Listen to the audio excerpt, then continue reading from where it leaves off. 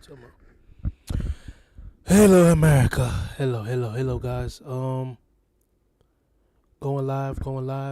I want to talk about some stuff that's been that's been on the news lately. I don't know if you guys heard the new bill that's been passed. Um, the big beautiful bill has been passed. It's been on the news lately. Been on repeat of how people's gonna end up dealing with what's going on, and also there's been a Texas been dealing with some flood. I'm guessing still doing their thing. But yeah, this mega bill with how it's gonna affect America, and let's talk about it, y'all. Y'all know I'm here to react. I'm with 7:40 right now where I'm at. Today's Monday, 7/7/2025. Subscribe, share, like. Also got a Twitch, HMatel95. Go follow me there. Yeah, man. Let's go live. My work is easy because I use ClickUp. Here's how I keep track of all my... And I don't care.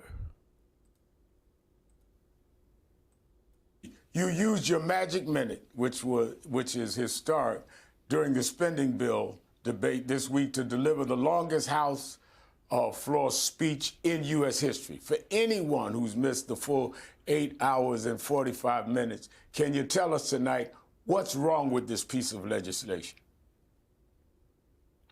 Well, great to be with you, Rev. Thanks again for having me on. You know, the one big ugly... I ain't gonna lie, I never really like it never really made sense to me why they call him a reverend. I mean, is he a preacher or something? And I also heard a lot of bad news about him too. But that's a different story. Bill hurts everyday Americans and rewards billionaires. It's the largest attack on health care in American history. More than 17 million people will lose their health care as a result of this one big ugly bill. It will end effectively Medicaid as we know it. Hospitals will close, nursing homes will shut down, community-based health clinics won't be able to operate. And as a result of the fact that so many people will not be able to get access to health care, folks are going to die all across the United States of America. And for those who have private insurance, premiums, copays, and deductibles are likely to go up for millions of Americans. But it also represents the largest cut to supplemental nutritional assistance in American history. Republicans are literally ripping food out of the mouths of hungry children, veterans, and seniors. And all of this, Reverend Sharpton, is being done so that Republicans can award billionaires massive tax breaks as part of an effort to jam their extreme trickle-down economic theory down the throats of the American people. And I'm not gonna lie, I believe this bill here. I believe this bill is for the rich to get richer and the poor to get poorer. As you heard, this bill here is gonna affect a lot of middle classes on SNAP, Medicaid, and any other thing that the middle class kind of gets help from. It's not gonna help them no more. It's gonna be taken away from them. And again, like I said, I believe this bill is for the rich to get richer and the poor to get poorer. Just my opinion. and explode the debt by more than $3 trillion. Now, there are some Democrats right now who are outraged over what President Trump is doing, who are frustrated. Democrats can't do more right now to block him legislatively. What is your message to those critics? Well, listen, it's incredibly important to note that House Democrats and Senate Democrats were united in our strong and principled opposition against Donald Trump's extreme agenda. The problem that we confront is that Republicans have effectively become a rubber stamp for Donald Trump's ideology and his extremism, and have chosen to abandon their role as part of a separate and co-equal branch of government. You know, as members of Congress, we don't work for Donald Trump. We don't work for J.D. Vance. We don't work for Elon Musk. We work for the American people. That's why, as House Democrats, our determination was we're going to stand up for the health care of the American people, stand up for veterans and farmers, everyday Americans, the children, the older Americans, the people with disabilities, who are all going to be hurt by this one big, ugly bill. And the problem that we confront in the legislative branch right now is that Republicans have basically conducted themselves like they're a wholly owned subsidiary of Trump Incorporated, not independently elected folks who are supposed to be serving the best interests of the American people. Now, we're following breaking news this weekend out of Texas Hill Country. Governor Abbott held a news conference just in the last hour. Authorities are searching for more than 24 people missing from a girls' summer camp after flash floods that left at least 32 people dead. Authorities are being questioned over whether the camp had sufficient warning about the severe weather. The incident comes as the Trump administration is making deep cuts to weather forecasting services and openly discussing shifting more of the burden for disaster recovery from FEMA to state governments. How concerned are you in light of this? And we're all praying for the families, but how concerned are you in light of this with the country's readiness for extreme weather right now headed into the hurricane season? Such a very shocking and sad tragedy. And our thoughts and prayers, of course, go out to all of the families of those who have been lost, of those who are still missing. And we also want to express our thanks and appreciation for the first responders who are. I wanted to talk about that later on. So I guess I don't know if they're done talking about the bill there. But yeah, I still want to talk more about it. Medicaid SNAP cuts not supposed to take effect until, oh wow, let me see what this is talking about. If you're the smartest guy in the room when it comes to sales recruiting, then you're in the wrong room. Hiring great sales reps is. Now, as you saw live here on CBS News 24/7, President Trump signed his massive budget bill into law on Friday. The legislation increases spending for border security and defense while extending Trump's 2017 tax cuts. It also makes steep cuts to safety net programs, including SNAP and Medicaid. CBS News congressional correspondent Nicole Killian helped us understand all of this on Friday when there was hesitation. There was a long speech from the Democrats, and then this was signed by the president late on Friday. Nicole, when might viewers feel the early impact of such sweeping legislation?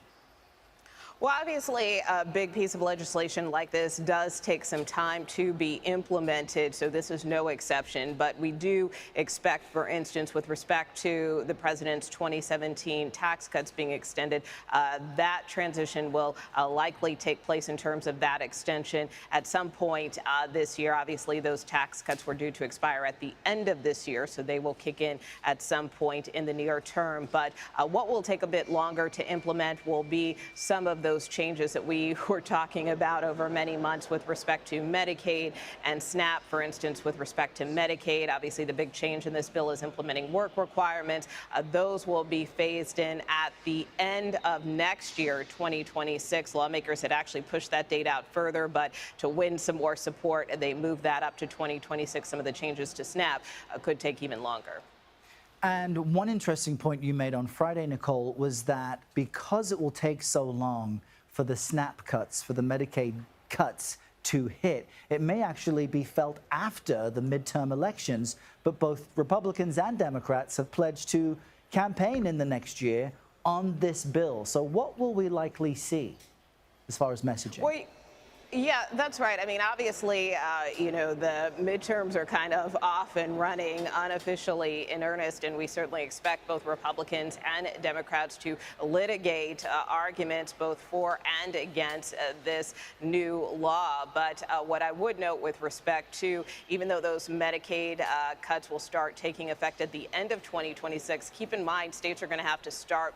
So as you heard, this whole thing is going to start taking effect next year. So Medicaid is going to be taking effects where you're probably not going to be able to use, where you're going to be in some big trouble, and you're probably going to be the one that's going to end up paying for all your doctor bills. SNAPs, if you know what that is, that help families out when they don't have enough money to buy foods. It's like welfare. It's like a food stamps kind of thing. That's really what it is. But it was changed into SNAP. So that's another thing that's going to end up taking effect next year, where SNAP is gonna end up being cut. So a lot of people, a lot of Americans gonna struggle next year. I really should change the title of this and call this labor pains in America, because this is what it's gonna be. This is labor pains coming into America. Because a lot of it's gonna be tough. Because people think 2025 was tough, then 2026 is gonna be even tougher. And yeah, 2026 is gonna be even tougher. Because a lot of people gonna struggle, knowing that, hey, if you do overtime, you're not you probably. I think the bill also say something about this certain time or certain overtime that you really cannot get paid for. It's just so much stuff that's in that bill that's gonna screw a lot of people up, a lot of Americans. Working on that now. I mean, that was. And if it don't screw you up this year, it's gonna end up screwing the next generation. It's also gonna screw this generation, but also it's going to screw the next generation coming up. Part of the issue, they had pushed that date for implementation out to, I believe it was 2029, to give states time to get up to speed. Now they're going to have to move a lot quicker. So even though they kick in after the midterms, the work to get there will be happening while lawmakers are campaigning again, both for and against this package. Yeah, and viewers can just read the bill for themselves, so they know if you've got 900 pages you don't mind skimming through, you'll know what's up. Nicole, thank you so much. Great to see you. But yep, see what else I'd like to talk about, man. I haven't been here for a minute, so I want to talk about a couple of things that I kind of, like I said, I've missed.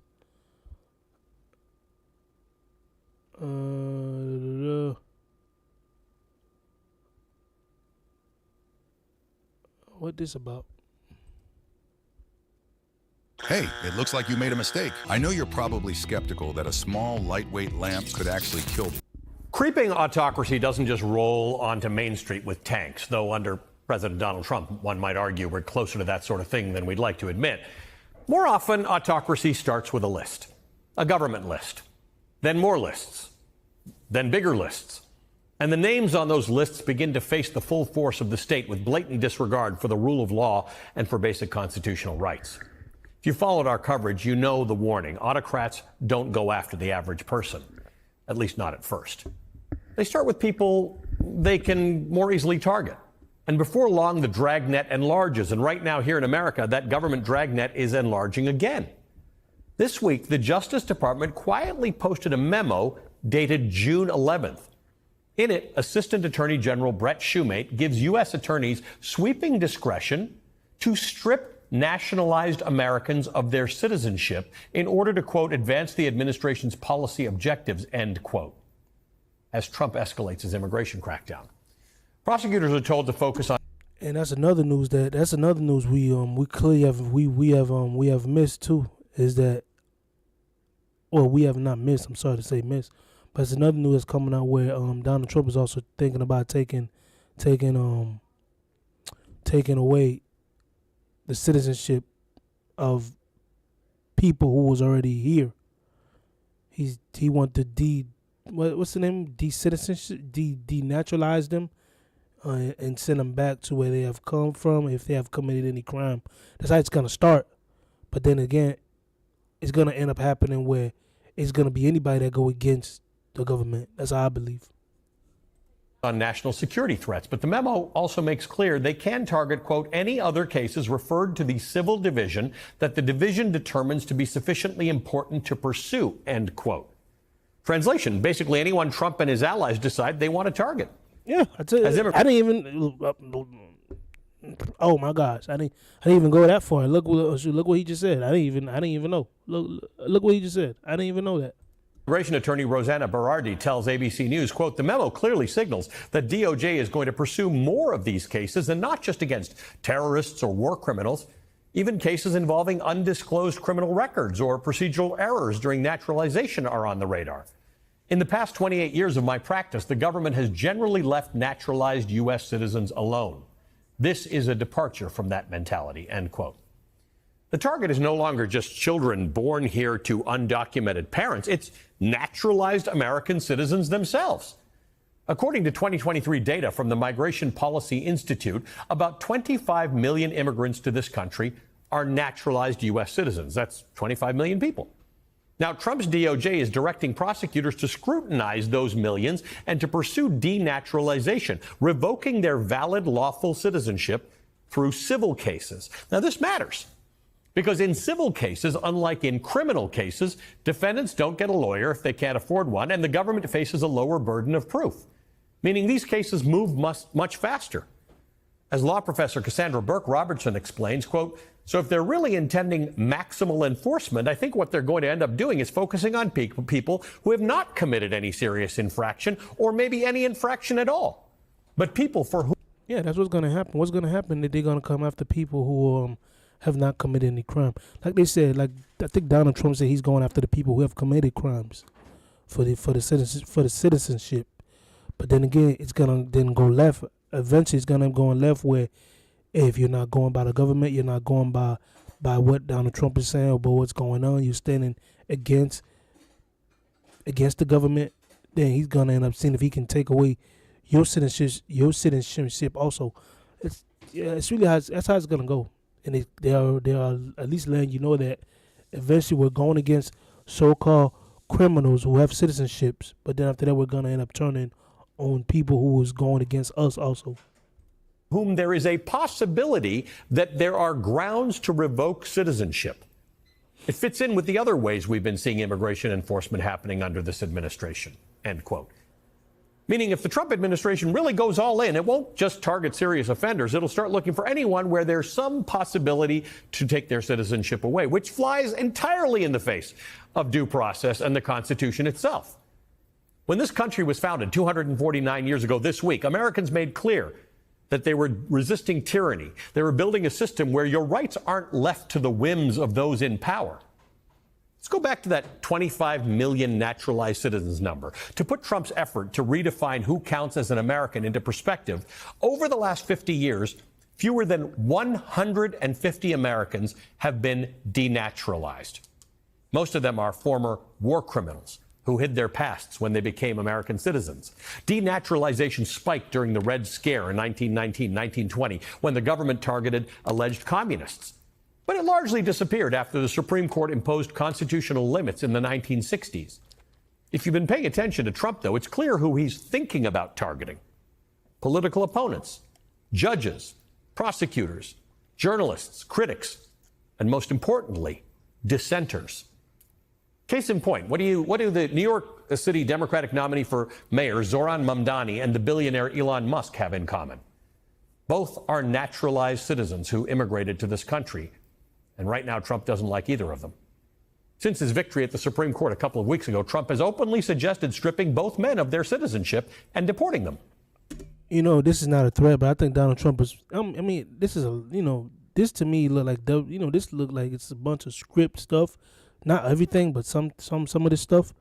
But I'm gonna be real honest. I think Donald Trump is putting himself in a lot of bad situation here. I think he's putting himself in a lot of bad situation, dealing with a bunch of billionaires who probably have more power than him, and who can bring some serious threats upon him. That's how I feel. So he's thinking about sending what's that guy name? Musk back to his country. Musk is a billionaire who probably got some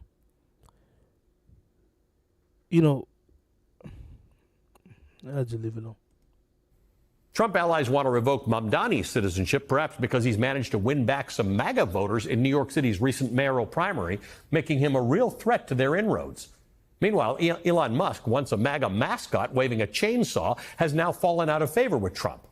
Trump especially doesn't like Musk's talk of establishing a third national political party, so Trump just casually threatens to deport him. Here's what's at stake. It's not just the families who'd be devastated by Trump's immigration policies. It's the heart of our democracy itself. Really understand, that this memo lays the groundwork for a uniquely American caste system. One tier of citizenship that's permanent and protected, what we always all thought citizenship meant, and another lower tier, conditional, revocable, tied to whether you stay in the ruling party's good graces. Here's the absurd part. The white South Africans, whom Trump falsely called refugees who needed to escape a genocide and whom he recently imported and paraded before the cameras, could end up with more protections than longtime naturalized American citizens. I agree. 100% I agree. Citizenship is supposed to be the bedrock of democracy, a promise that your rights don't depend on who you vote for, where your family comes from, or what you believe. When it's weaponized to punish dissent or to target our differences, that promise evaporates. And when citizenship itself becomes just an empty label, something the ruling party can take away whenever it wants, then democracy itself is in danger. And that changes everything. As Cassandra Burke Robertson writes, quote, the framers envisioned citizens as a sovereign, serving as the source of government power rather than its subjects. Allowing the government to strip citizenship from naturalized Americans for decades-old conduct creates exactly the kind of arbitrary governmental authority the Constitution was designed to prevent. End quote. Happy 4th. Yeah. Anybody gonna end up getting it. But another thing is, if he's targeting naturalized citizen people, is he also going to target his wife and any other people that's around him? Because I think isn't his wife wasn't born here. So is he gonna target his wife? Is he gonna send his wife back too? But I want to talk about something else. I really want to get in here and talk about it was hardly initiated. They got a video I want to get into.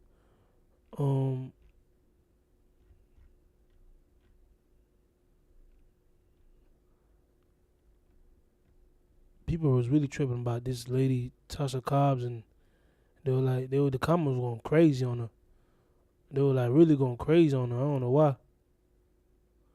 Healthy spirit. Tasha, you got to be perfect. Even if you're not perfect behind the curtains, you got to be perfect on the stage, because nobody wants to hear about your flaws. We got a legend, a general, a Grammy Award winner, a soul saver. We're going to watch this. I was watching a little bit of it yesterday because the comments is gruesome here. Let me see if I can find the comments. The comments were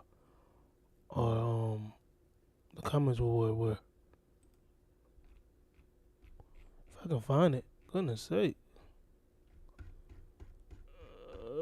Comments, where the comments at? Wow. Hold on, can I find the comments here?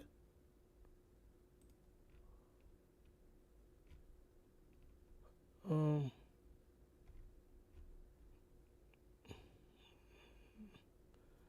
don't know. Okay, maybe they show chat replay. Yeah, I don't know what the freak. I can't see the comments. But hey, this ain't my video, y'all. This is just me reacting to it. Not my video, me reacting to it. Yo, like, subscribe, share, like. Let's get to it. A mother and a wife here on Hardly Initiated today. Tasha Cobbs Leonard, welcome. I believe that the BET Awards, just like every other award that night, it went to the person whose song had the most exposure that year. Glorilla gets the award, but God gets the glory. We were trying to have. I'm against that right there. She said, Glorilla get the reward, but God get the glory. Glorilla, if you know, is a rapper that sing about sexual things, and that's usually naked all the time in her pictures.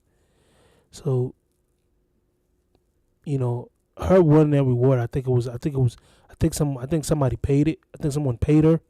Somebody paid her for her to win that award. And yeah, I don't think God's get the glory. I don't believe God get the glory for that, because she's not really a Christian. She just it's all about business with her. She's not a Christian, and you know that by her fruits, by what she sing about, by what she rap about just how she live her life. And you just, you know, somebody would say, well, you don't really know her like that. Well, no, that's not true. You can see what she rap about, and how you go to her. I don't follow her Instagram, but you go to her Instagram, all you see is her. Every time I see her, she's got on booty shorts and she's half naked. I don't know if that's a woman of God. But again, like I said, I believe she won that reward because I believe someone paid for her to win. Just like Jay-Z paid for Beyonce to win the best country music award, whatever that is, and Beyonce never did any country music ever. So, make that make sense, y'all.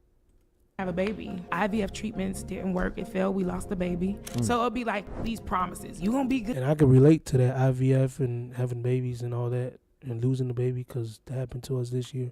So I can relate to that. Good. Everything gonna be good. I know all of that, but I'm not gonna be good tomorrow. My heart is still gonna be broken tomorrow. I need some honest worship. And I just could not find that. The Grammys happened 7 days after my dad died. It was the highlight of my career. I'm winning all of these awards and people are celebrating my work. But my personal life, I just lost the greatest man in my life at the time. It was an opportunity for me to really test if I believe what I've been singing about. Welcome to Hardly Initiated. It is your host, Tyshawn Jackson, in the building with my co-host, Ryan Ketchens. Let me tell y'all, it's about to go down. I feel like we just elevated to the next level at this point. This is a new level for us. Shout out, matter of fact, shout out to Hardly Initiated because we got one of the greatest. Yes. About to hit the stage with us. So Congratulations. Shout out to ourselves when we introduce this one because it's special right here. Absolutely. Congratulations to us. Okay, before we introduce. Matter of fact, and that's for y'all too, because we're gonna make sure that y'all are blessed. I even found out that this sister actually watches the show too. How exciting! Truly legendary. Is that? Yeah. Well, that's the reason why your part don't got the comments down there, cause boy, the comments were ripping her apart. They were going crazy. Speaking of legendary, we got a legend, a general, a Grammy Award winner, a soul saver, a mother, and a wife here on Hardly Initiated today. Tasha Cobbs Leonard, welcome to What's going Hardly on? Initiated. What's How you poppin'? feeling? That was great. Was it? Yes. You deserve that. Y'all killing it. I told you. Thank you so much. I'm excited. I'm a fan. Thank you very See, much. For this that. the energy we like. I know. We're going to have a good conversation. It's all real. I know. You know what? When you got people like this telling you that you're doing something right in life, Yeah. that you on path and on purpose, y'all. That's it. That's On a blessing. purpose. Yes. Thank y'all for having me today. Of Absolutely. course, Yeah. of course. Thank you for being here. Very excited to introduce you and this new album to the world that's coming out here today.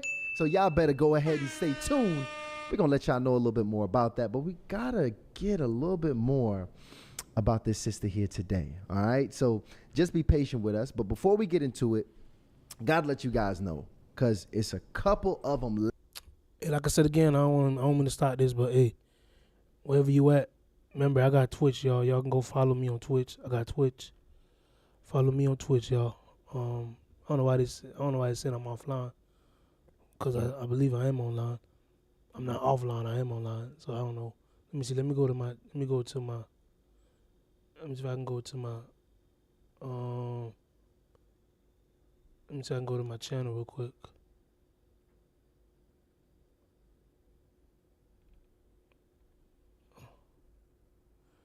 Y'all, like I said, y'all can go follow me right here. HM1095, go follow me. And, yeah, man. Y'all follow me, man. Back to it. Oh, no, go back to this. Got y'all. Left, y'all. All right, the Renew the Mind Journal is here for you, y'all. Let me tell you, we put our time and energy in this thing. Touch that. Just touch it. What I feel like? What's that? That's that velvet right there. Is this velvet? That's velvet. This is nice. When I tell y'all, That's that exclusive. so not only is The real deal. the external matches the internal, y'all.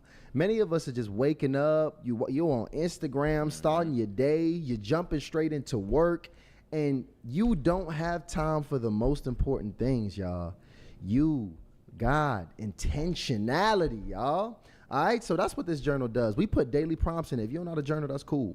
We got daily prompts in there so you can start your thoughts off on the right day. Start the day with some purpose and intention so you can have some direction and not just let the day take you. All right, so the Renew Your Mind Journal, incredible journal for you to start off with, whether you a beginner to it or you a veteran. So go ahead and get that today. The link is in the description, family, all right? Absolutely. Ryan is on point He's on point. today. Yeah, with the listen, we sounds. got to get it popping. And you know what's crazy? Because Tosh, I mean, you highly published. I mean, it was so much information we was able to find. Like, we was really digging because we got to get prepped for you, right? But Tyshawn was like, look, man, I want to talk about something that nobody else has talked about. Right. And I know he mentioned prior to the interview, the single life. So I want you to Because tell. that's where a lot of our ladies are. I'm trying to cut you No, off. go ahead. That's where they at. Yeah. A lot of our people watching the show. We got a community right now. Shout out to the High Life. Yeah. Many of the people in there, they single, they figuring it out. It's certain challenges specific to being in that space and season of singleness. It's certain worries, doubts, and fears. That's right. Yep. Specific to that space of life. And the most vocal in terms of instruction and experience are women and men who are single.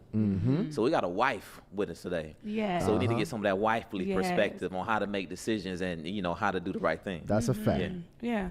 And I know we've heard a lot of people quote this scripture, and I love it. It's a man who finds a wife. And I don't know if I thought about it like that when I was single. Yeah, the verse go, a man who finds a wife find I think the verse go, a man who find a wife find favor with God. That's the verse he's talking about. But now Maybe let me see if I can pull it. Let me see, maybe I can pull it up. I don't know which book is that. Man who finds a wife. Oh, find a good thing and not favor with God.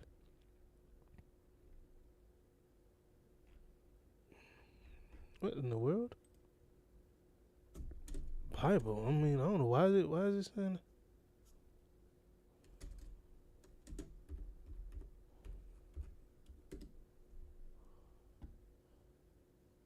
maybe it's this. Okay, it's Proverb 18:22. He who finds a wife finds a good and receive favor from the Lord. Oh, it is. Okay, I was right. Yeah, so he who finds a wife finds what is good and receive favor from the Lord.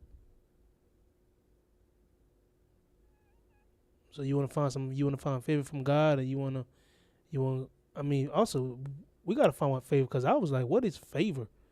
I don't know the definition. Let me see if I can find what's the definition of favor. You know, so let me see if I can get the because I really don't know the definition of favor. Favor meaning, because I really don't know the approve, support, or liking for someone or something.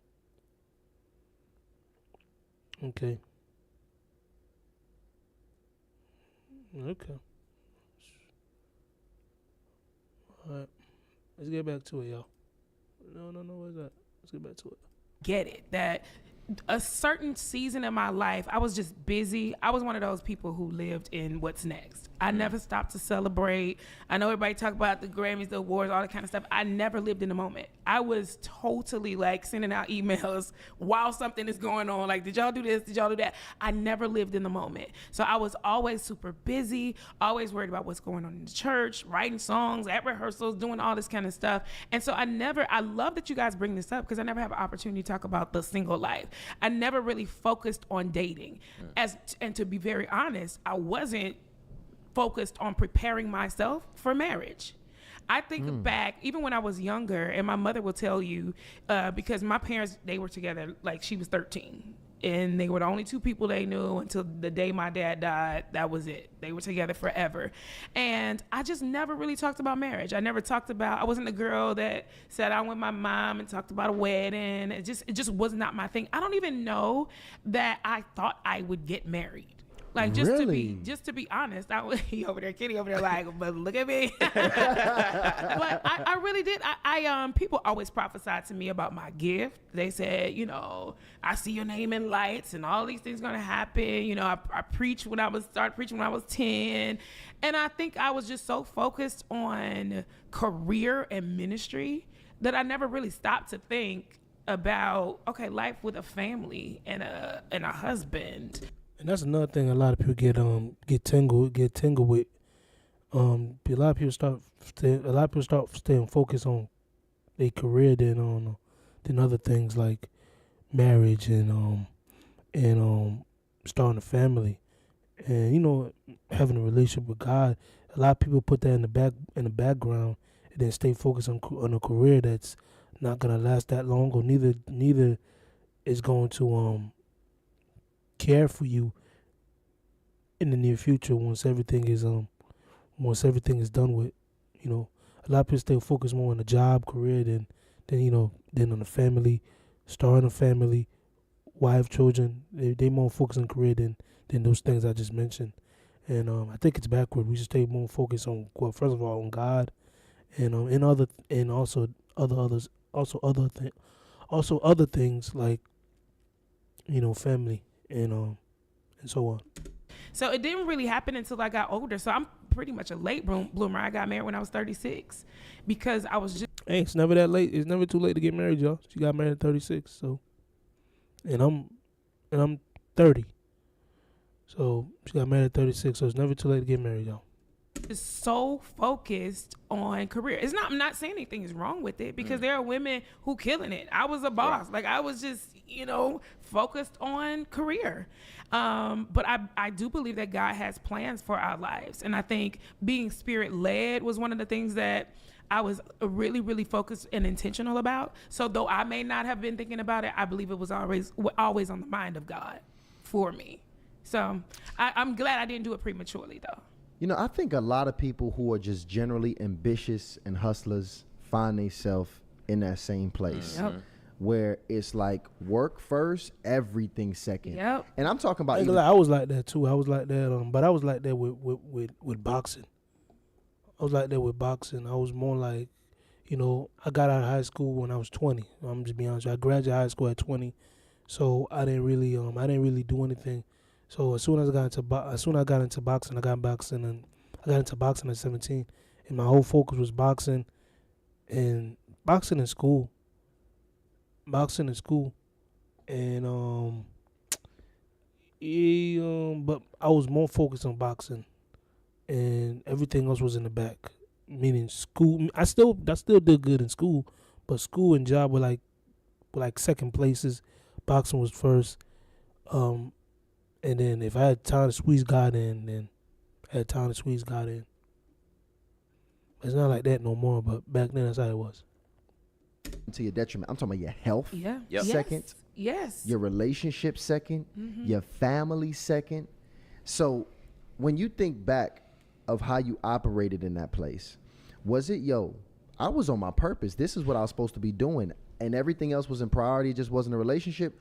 Or should preparing for marriage, should relationships have been higher on your priority list, and you were just missing it because you were so focused on work? Which one was it? I love what you just said about the things that we prioritize, because honestly, I don't know that relationships should have been higher. I think Tasha should have been higher. Again, I'm wrong on that one. She said, I don't think relationship been higher. I think God. She said she don't believe relationship should have been higher. She said she believes she should have been higher. She believes she believed that she should have been in the, but she was higher. She was thinking about her. Well, hold on, let me go back what she just said before I end up messing it up. So she said, I love what you just said about the things that we prioritize, because honestly, I don't know that relationships should have been higher. I think Tasha should have been higher. See, but Tasha was higher. Her career was higher, right? Her career. So Tasha was higher, and she said, I don't believe she don't believe her relationship should have been. She don't believe the relationship should have been higher. She believed she should have been higher. Well, again, not to be too religious and to be too biblically, but don't you believe God should have been higher? Don't you believe God should have been in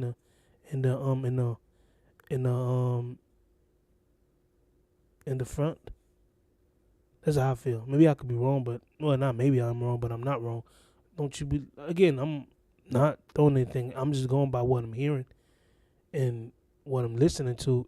And she said, I should have been higher, but don't you believe God should have been higher? Just my opinion. That's how I feel. I feel like God should have been higher, not you, not the relationship. God should have been higher. Because the Bible said, if you put me first, and everything else will come. Everything else will fall into place. So I feel like God should have been higher, not you or your relationship. Because you're right. I was unhealthy. I was emotionally all over the place, had mental issues, depression, anxieties. So I would literally go and sing and preach and pray and watch people getting healed, set free. And I would go home for days, 3-4 days in the dark, covers over my head, crying, didn't know why, just plagued by rejection and depression. So I feel like I needed to prioritize Tasha more back then instead of, and I go back to even when my childhood, I talked about this a little bit, that, hey, I dealt with self-rejection from a very, very young age because there was always this expectation of perfection from me. Yeah. So I kind of adopted that myself. Like, Tasha, you got to be perfect. Even if you're not perfect behind the curtains, you got to be perfect on the stage because nobody wants to hear about your flaws. We all want to hear about your gift. We want your talent. We don't want flaw, Tasha. And so I adopted this culture of self-rejection. And so I can't even think, I think it would have been so abusive to bring someone into my life at that state. Like, and it probably was just God's protection that I wasn't so focused on dating because it just would have been bad. I didn't love myself enough to be able to love someone else. Man. I hit the line back there like, I get that. You know, I want to ask you about these prophecies, you know, and I think you mentioned you was getting prophesized like over your talents, your career, that type of thing. Looking back at that now, do you think I guess how did you perceive it? Like, do you think it was healthy to kind of, you know, continue to kind of have these people speak over your life? Does it direct you more than you would like, if that makes sense?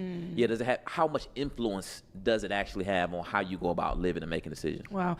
I think one of the good things about me is that my parents were amazing. So they knew how to cover me from being exposed to unhealthy spiritual practices where someone would manipulate a gift to try to, you know, eventually say, hey, I was the one that spoke over her life. You know, I wasn't exposed to a lot of unhealthy spiritual ministry. So when I say prophesy, more than anything, I'm talking about my parents. They knew who I was. They knew at a very young age. So I can remember times where, and this really came to pass when I won my Grammy. My mother came home and she was like an extreme worshiper. So she would sit in the car and just spend time with God before coming in the house. And she came in one day and she just had tears running down her face. And she was like, God told me that people would know your name before they know your face. And literally, like when Break Every Chain came out, it was so massive. Nobody really knew this is a little country girl from Georgia who released this song, but they heard the voice. They knew it was somebody named Tasha, but if they saw me in the airport, they'd walk right by because they didn't know who I was. Even at the Grammys happened 7 days after my dad died. And I was sitting there just in an emotional mess, you know, and they called my name and I didn't move. So my cousin was sitting there beside me and they were like, you know, and the Grammy goes to Tasha Cobbs. And so I don't know where I was, honestly, mentally. And so she starts nudging me because, you know, after a while, if you don't move, they're going to play music. So the music started playing because nobody knew what I looked like. So they were like, hey, she's not here. So let's keep going until I got up. I had on this blue dress and I stood behind the podium. This girl from the country, nobody knew my name, knew my face, but they knew my name. And I said, 7 days ago, the greatest man that I've ever known to walk the face of the earth, he went to be with the Lord. And I was like, I want to take this moment to honor his legacy. And I asked the entire academy to stand and honor my dad. And the entire academy stood and they started to clap. And all I could think was, number one, I had an opportunity on this stage to honor my dad.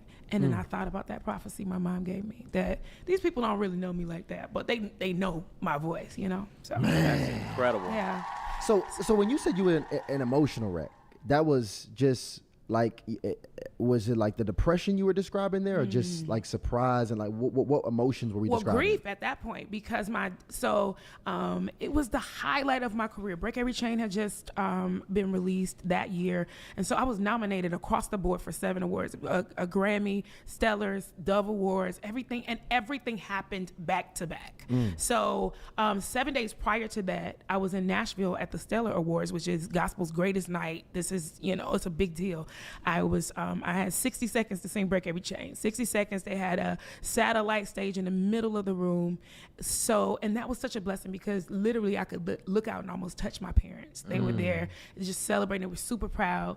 And my dad, who was like an old school country preacher, so he was like the one who, he was there to open the church. He closed the church. He made sure that the air was off, thermostat. I don't know why pastors pay so much attention to thermostats. I guess because it costs a lot of money. Anyway. Right. It's a big deal. It's a big deal. So he made sure the air was off.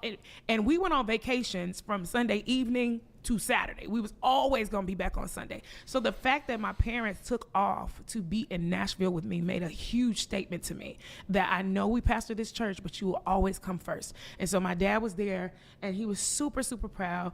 I sang Break Every Chain that night. I won 3 Stellar Awards that night. And we were up celebrating. William Murphy is my spiritual father. So William Murphy, and we're up in his room and William Murphy? Who's that? William. Hold on, I think I know who that is. I don't need to search that guy. William Murphy. I think I know who it is. I don't even gotta go too far. William Murphy.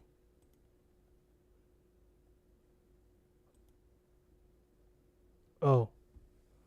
Yeah, I know who this clown is. I'm sorry. I don't mean to call him a clown, but I know who this guy is. Yeah, I know who this guy is. Yeah. I know who that guy is. This is the same guy who did a baptism for two homosexual females. And so I know who this dude is. Yep. So if this is her spiritual father, then shoot. I don't know if you would want to do like that to be your spiritual father. It's like saying it's like me saying Jamal Brown is my spiritual father. That's like, whoa, he was like, my opinion. Call dad. And I was like, okay, I don't think my dad is going to come here at 2 o'clock in the morning. So I texted him. My dad and mom came and we were just up laughing all night long. And I remember my dad got. Again, I'm not trying to choose all the bad stuff she's saying I'm just trying to put everything together. Because like I said, a lot of people got a lot of stuff to say about her. And I'm just trying to put everything into position to see, okay, what's going on, what's all the talk about, you know what I'm saying? But what I'm hearing is, so far I'm listening to what's going on. It's like, okay, because again, let me see if I can look for the comments, because I don't know why I can't see the comments. Oh, now I can see the comments. I'm so sorry. Yeah, the comments were here. The comments were going crazy. So I answer with people who can pray for you when you can't pray for yourself. Focus on religion, bureaucracy, and politics and church instead of God will leave you unaligned and confused every time. She lost faith because she wasn't doing the will of God. Just because you're singing don't mean you're holy. God knows your heart. 2 Corinthians, what fellowship has righteousness with unrighteousness, and what common as light with darkness? Come out among them and be separated, said the Lord. 38-35, but Cece Winans made it clear she was separated from false leaders and lukewarm believers. If Tasha's following her example, then she needs to pay attention to that lesson too. She didn't run to the Lord for healing after her dad. She just kept going. The Lord wanted to run to him, not from him. And just comments just going down the line.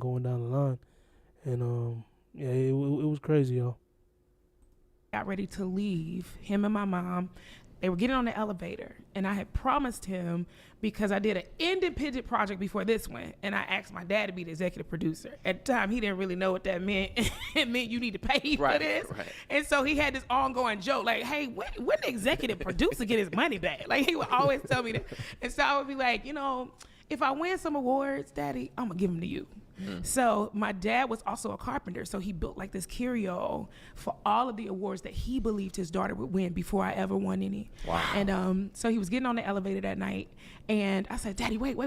So I put the 3 Stellars in his hand. They were all in the box. I was like, take one out. I want to take a picture with you holding your awards.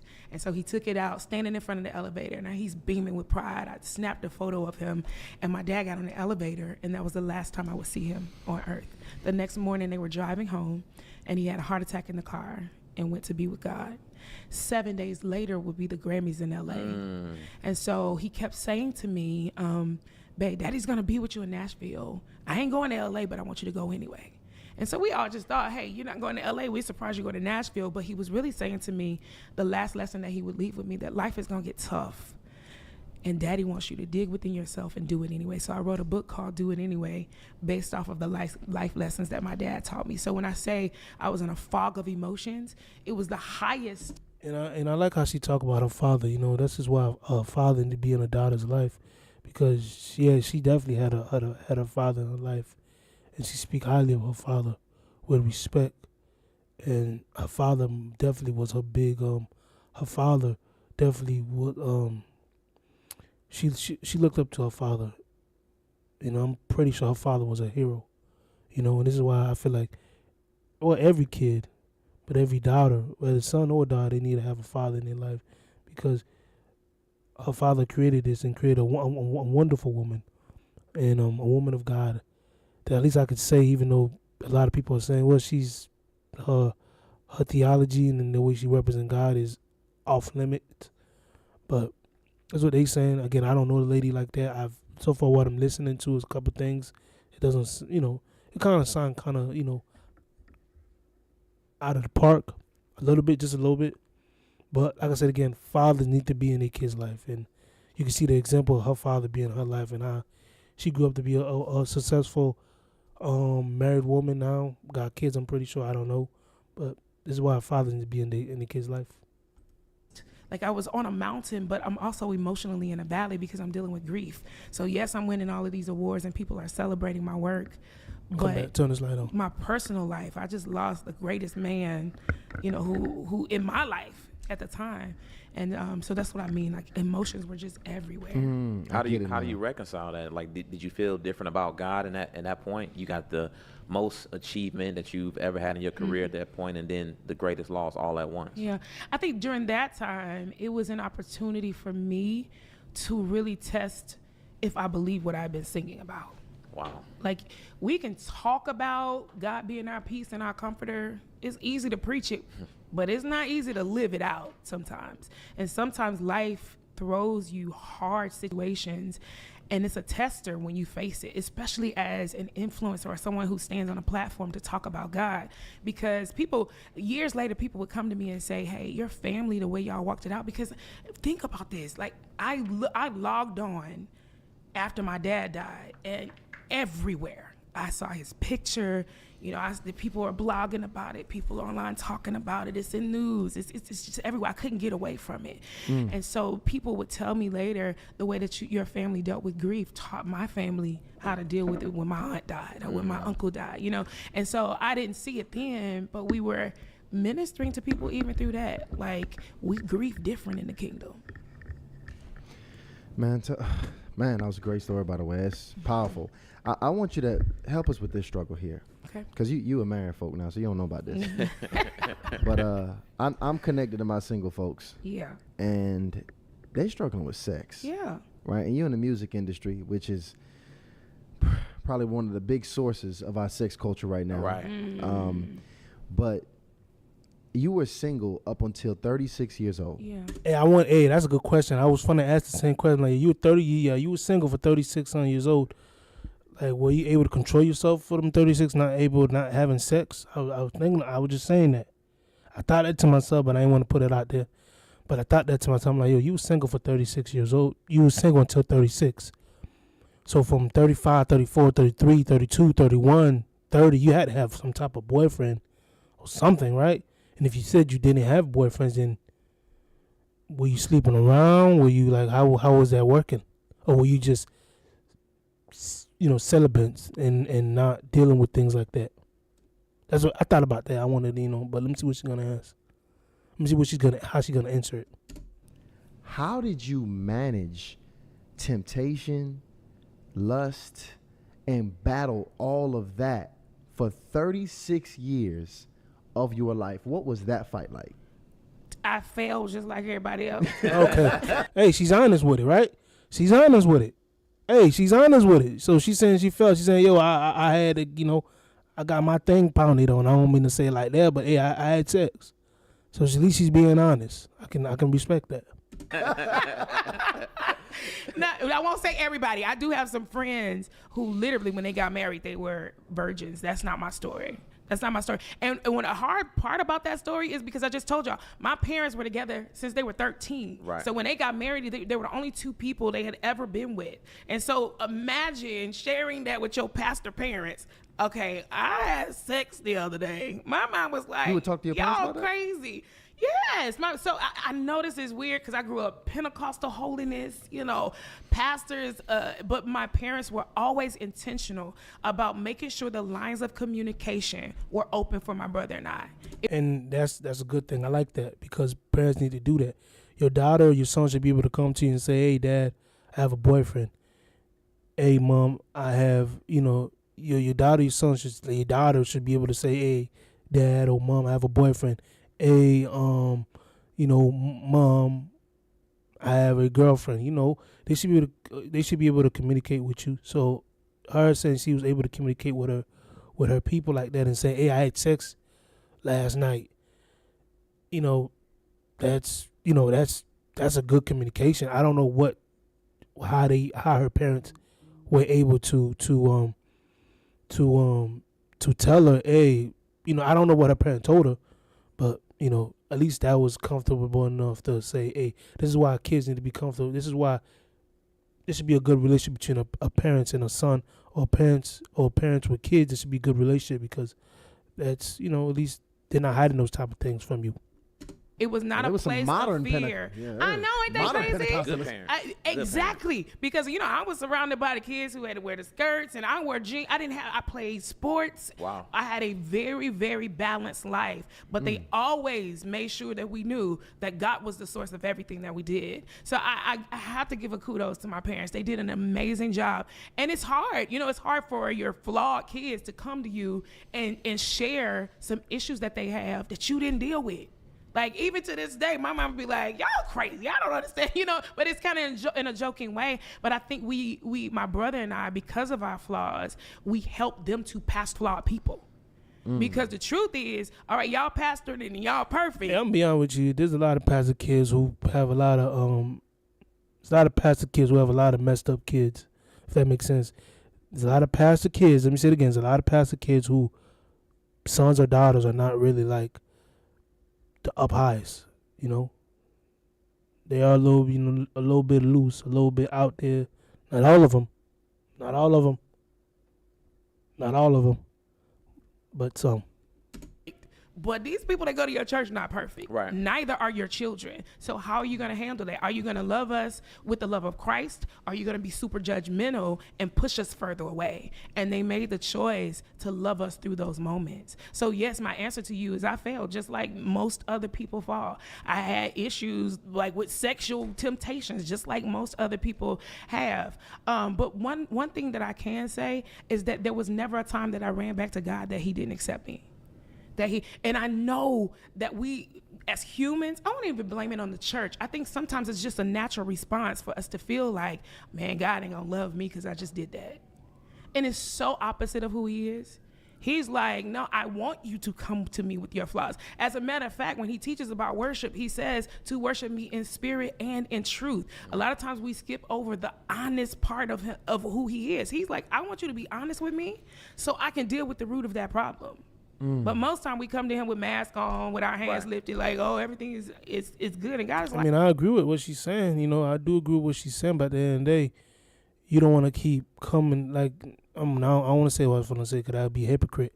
But you don't want to keep. You don't want to say, you know what, I'm going to continue having sex with this person in the background, knowing that you're going to have sex with this person tomorrow, knowing that you're going to have sex with this person on Tuesday, Wednesday, knowing that you're going to have sex with this person again the following day.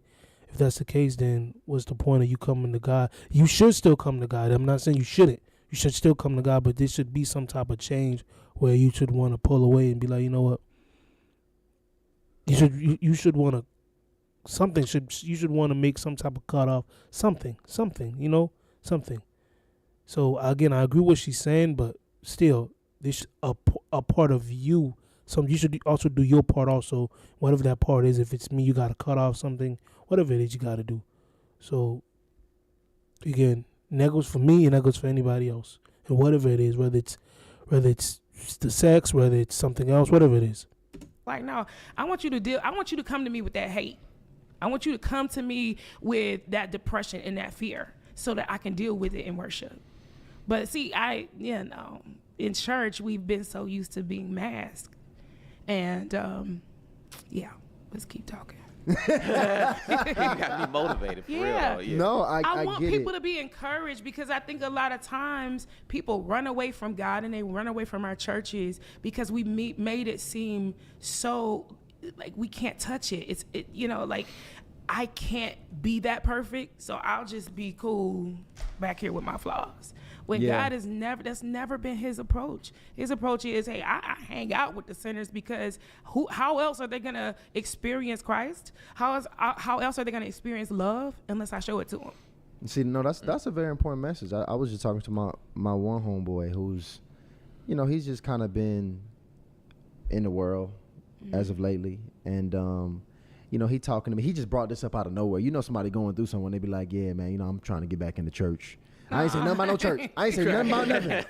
He just came out of nowhere. Yeah, I'm trying to get back in, because, man, I just been, a lot of sex, man. I've been smoking like every day. And, next thing you know, he go into, and this was so deep. He said, because of that, I find myself, it's even hard for me to pray. Because he like, I don't even really want to come to God like this. You know what I'm saying? Like, which was just crazy. I'm like, okay, you got to get cleaned up before you get to God, right? And sin do make you do that. Sin will make you like this. This time where I fall down and I'm like, man, I don't want to be praying sometimes, and something in me will be like, just continue praying. Pray. So I understand, and that's right there. It's called condemnation. That's not conviction. Conviction make you want to turn away and not do it again. But that's condemnation, where it's like, where something's in you, the devil's lying to you and saying, yo, you're not perfect, to talk to this God that is perfect, to keep bringing the same sin to him. So it's causing you to stay away from God rather running to God. So that's condemnation. Another one is conviction, where it make you do come to God, but it also make you want to make a different route, change. He's like, I gotta, because he's like, when I'm doing right, when I'm reading, when I'm off that, he said, all of a sudden I'm praying more, I'm doing these different things. But when I'm living like this, and I really feel like I don't even have control of myself, which is what he was communicating. Yeah. I feel like I can't come in this condition. Wow. And that's what you're communicating right now. Yeah. So that's very important for people to hear. And that's not true at all. You should be able to come in that condition, or you should come to that condition and be like, yo, you know what? Whatever condition you are, if it's a bad condition, good, whatever condition, you should come to God and say, God, this is who I am. You can't just come to God and feel like, oh, I'm gonna come to God in a good condition, because the Bible says there's no one that's good. So you come to God how you are, but again, you don't stay as you are. But again, that's a different topic. But yeah, again, like I said, condemnation will keep you away from God. Conviction will continue to keep running to God and make a different change. Yes. Because somebody's in a condition where they feel like I'm not ready for God right now. I'm too dirty. Yep. Right now. I'm a little too dirty right now. And especially for the church. Yes. Like, I don't want to be too preachy about it, but I mean, we base our lives on scripture. And I think about this. We all know the story about the prodigal son. Like, he went out, he took his riches and his wealth, and he spent it doing whatever, going to the clubs. I don't know what he was doing. But he found himself with pigs, like eating pig slop. And his first thought was, man, I got a father whose servants throw away stuff better than what I'm eating. I'm just going to get up and I'm going to go back to my dad. Listen to this part. And I'm going to say, I don't want to come as a son. I just want to come back as a servant. But his father met him and was like, but you're not a servant. You're a son, and this whole time, I've been waiting on you to come back with a robe and a ring like the king that you are. Like, literally, that is such a depiction of how God loves us. Because sometimes in worship, that's how we approach him. I don't want to come as a son because you might not love me for what I did last night. So let me just act like a servant. And a servant, they hold their heads down. They feel like they're less than. But God is like, no. I see you as a queen. I see you as my daughter, as my son. And I've been waiting here with a robe and a ring to crown you for who you are. Like, just like I love you no less because of what you did last night. But because you came to me with truth, I'm going to love that out of you. Like the Bible says that love covers a multitude of sin. And there's no way. That's true. It does cover multitude of sin, but also preach the part where the Bible says, if you love me, you keep my commandments. Yeah, you know, again, I'm not being judgmental. People going to make mistakes. Things going to happen. But if this is a lifestyle that you're living on, then it's different. It's different from a mistake to a lifestyle. If this is a lifestyle that you do, then it's different. But if this is something that's occasionally happened there and there, you know, then that's different. Also, you understand? If somebody's living in a lifestyle of sinning and this is what they do, then it's different. We can't speak the same thing and say God is going to we just can't speak the same way about that person if that person just lived like that. Like if somebody say, you know what, I'm gonna do this tomorrow, but I'm gonna ask God to forgive me later. Like we can't, like that's a different talk. That's a different talk from somebody who was with their girlfriend. They ain't planning to have sex with their girlfriend, but it just went down like that. That's different, you know? And they got a way to say, you know what, next time this is what I'm going to do. This next time this is how we're going to do it. We're not going to, I'm going to make sure I bring my friend over. Make sure I bring some type of grown person over to watch over this, you know? And then the other person is more like, you know, I'm going to go ahead and just do this real quick and tell God later I'm sorry. Or don't even care, you know? So, again, we're speaking about grace, but also we also got to speak about like how we can also improve too. That we can clean ourselves up. Facts. So many people have tried it, but you find yourself digging the hole deeper because that's a God way, and we're trying to carry what he died for that. Like he died for us to be cleansed by his blood. We can't do it ourselves. Wow. Come dirty, fellas. And I agree. Do come dirty. Come dirty. Come as you are. Come as the homosexual. Come as the pedophile. Come as you are, but don't stay as you are. The Bible say you're a new creature in Christ. Yeah, you're not perfect. Yeah, things gonna slip up. Things gonna happen, but don't live a lifestyle and don't make it a lifestyle to a point where you feel like it's God still love me even though I'm still living like this and I'm still doing this and God's okay with it. Don't lie to yourself like that. But yeah, come dirty, but don't stay dirty. It's cool. You got an inheritance waiting on you. Exactly. It's cool. And again, yeah, and I don't mean to stop this a lot, but also another thing too, come dirty, but don't stay dirty. And I also do agree that that the relationship with God, it does take time to change and to see somebody. You know, the person's not gonna change overnight. It's gonna take some time. So that's another thing too we can speak about later on. This is waiting on you, no matter what you've done. All right. Now, I want to ask you about this, and you let me know if I'm mistaken. But in 2021, you dropped a song, "Gotta Believe." Yes. What was the inspiration behind that song? Oh, so during that time, we were trying to have a baby, my husband and I, and it just wasn't working. We went to the doctors. We found out that I have what's called endometriosis, and it's just a buildup of scar tissue in the uterus that prevents the natural birth. You know, so it just kind of messes everything up. And so when we found that out, I decided that I would go to a specialist. So for a year, every month we would fly from South Carolina to Houston so that I can get injections to clear up endometriosis in my body. And during that time, NPR reached out, and they were just trying to release music that was inspirational to people during the pandemic. And so they said, you know, we would love to, you know, what Tasha's dealing with in her life right now. And I think people were just thinking, oh, just release a song about sunshine so that people pick me up. Yeah, right. For the pick world. me up. And I just had the hardest time trying to figure out what am I going to write about. And I just had this feeling like, why don't I write about what we are really dealing with?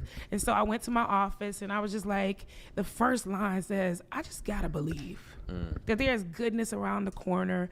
Something better is in store for me. I never thought for ever that song was just going to impact people the way that it did, not just for the pandemic, but it spoke directly to people in situations that may have been similar to mine or just may have been dealing with life. And so I guess I'll finish the story. After that, we finally went through IVF, and the IVF treatments didn't work. It failed. We lost the baby.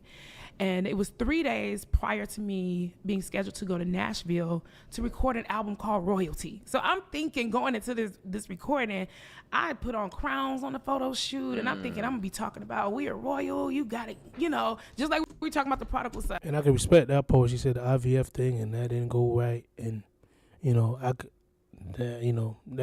did also touch me, because me and my woman, we did that, and we ended up having a miscarriage off that. So I understand what she meant by that, so yeah, so that part, I understand what she was talking about when she said that, I understand that part. And Right. I never thought ever that I would be going into the recording of that album questioning my faith, because you talked about my faith during the time of losing my dad, but losing that baby, that was the one that got me. Like, my faith was shattered. I immediately started to question, but what about the word that was spoken over me that me and Kenny are gonna have a son, we're gonna have a baby, you promised me this. And why would you take it away? Like, I had all of these questions. And I just have to be honest, because I believe that many people deal with these seasons in silence because they don't want to be judged. Like, you questioning God? Yes, God can handle our questions. He's God. And that's another thing I hear when people say, you question God, you shouldn't question God. There's no verse in the Bible that says I can't question God. There's no verse in the Bible that tell me that I can't. Sorry, but I can't be mad at God. If I'm still a human being. If something's were to happen, and you said it was going to happen, not saying that if God says it's going to happen, it's going to happen. But it's like, what's going on? Now as I'm going to lose my faith and say, God, I don't believe you no more. You don't exist no more. No, but I'm still going to be mad. I'm still going to be disappointed. Like, I was disappointed when my wife lost her, had a miscarriage with this whole IVF thing. I was disappointed, but I ain't say, man, I don't believe in God no more. I don't mess with God no more. This God thing is whack. No, and neither will I ever do that. Neither will I ever lose my faith in any circumstances, in any troubles. I might question God and be like, what's going on? You said it was gonna go on. It's like, because God is my Father, and you do speak to your Father, and sometimes you might have some type of, I won't say argument, because you can't argue with God, but you might still be like, man, what's going on, bro? You said this was, like, what the freak? You know what I'm saying? So sometimes, but I hate when people say you can't question God. It's like, shut up. You don't even know what you're talking about. Thing that I do is gonna take him off of his throne. Like, So you don't even know the pain people going through, and you telling what I can and can't do, and what I can't talk, and how I shouldn't talk to God. Like be quiet. I went to Nashville anyway. That was one of the things that I really knew that I was supposed to do. Go to Nashville anyway. I didn't know how I was going to have the strength to do it. I was questioning my faith. Physically, I was swollen just from the injections. I was in pain, just emotionally all over the place. So how in the world am I going to do a recording that would encourage people to believe when I don't know what I believe right now? And on top of that, it's during the pandemic, so we can't have nobody in the room. So I can't even hide behind the applause of an audience, because there's nobody in there. I'm at the Ryman, the historic Ryman in Nashville, and it's just me, a band, singers, and my doubt. But I knew I was still supposed to record this album. I didn't even go to rehearsals. For days, I was like, I told Kenny, I'm not going to rehearsals. I don't know why I'm here. I don't believe it. It was either the second or third day, I decided I would get up and go to rehearsals. And I walked in, and there's a song on that album called, the song says, "You're going to get the glory out of this." And I just happened to be walking in when they were singing that song. And my team, they didn't know we had gone through IVF. They didn't know we lost the baby. But immediately when I walked in, they sensed something was wrong. I got to pause right there. It is so important to surround yourself with people who know how to pray for you when you can't pray for yourself. Right. They stopped everything they were doing. Some of them went over to Kenny. They 100% I agree with that. 100% I agree with that. I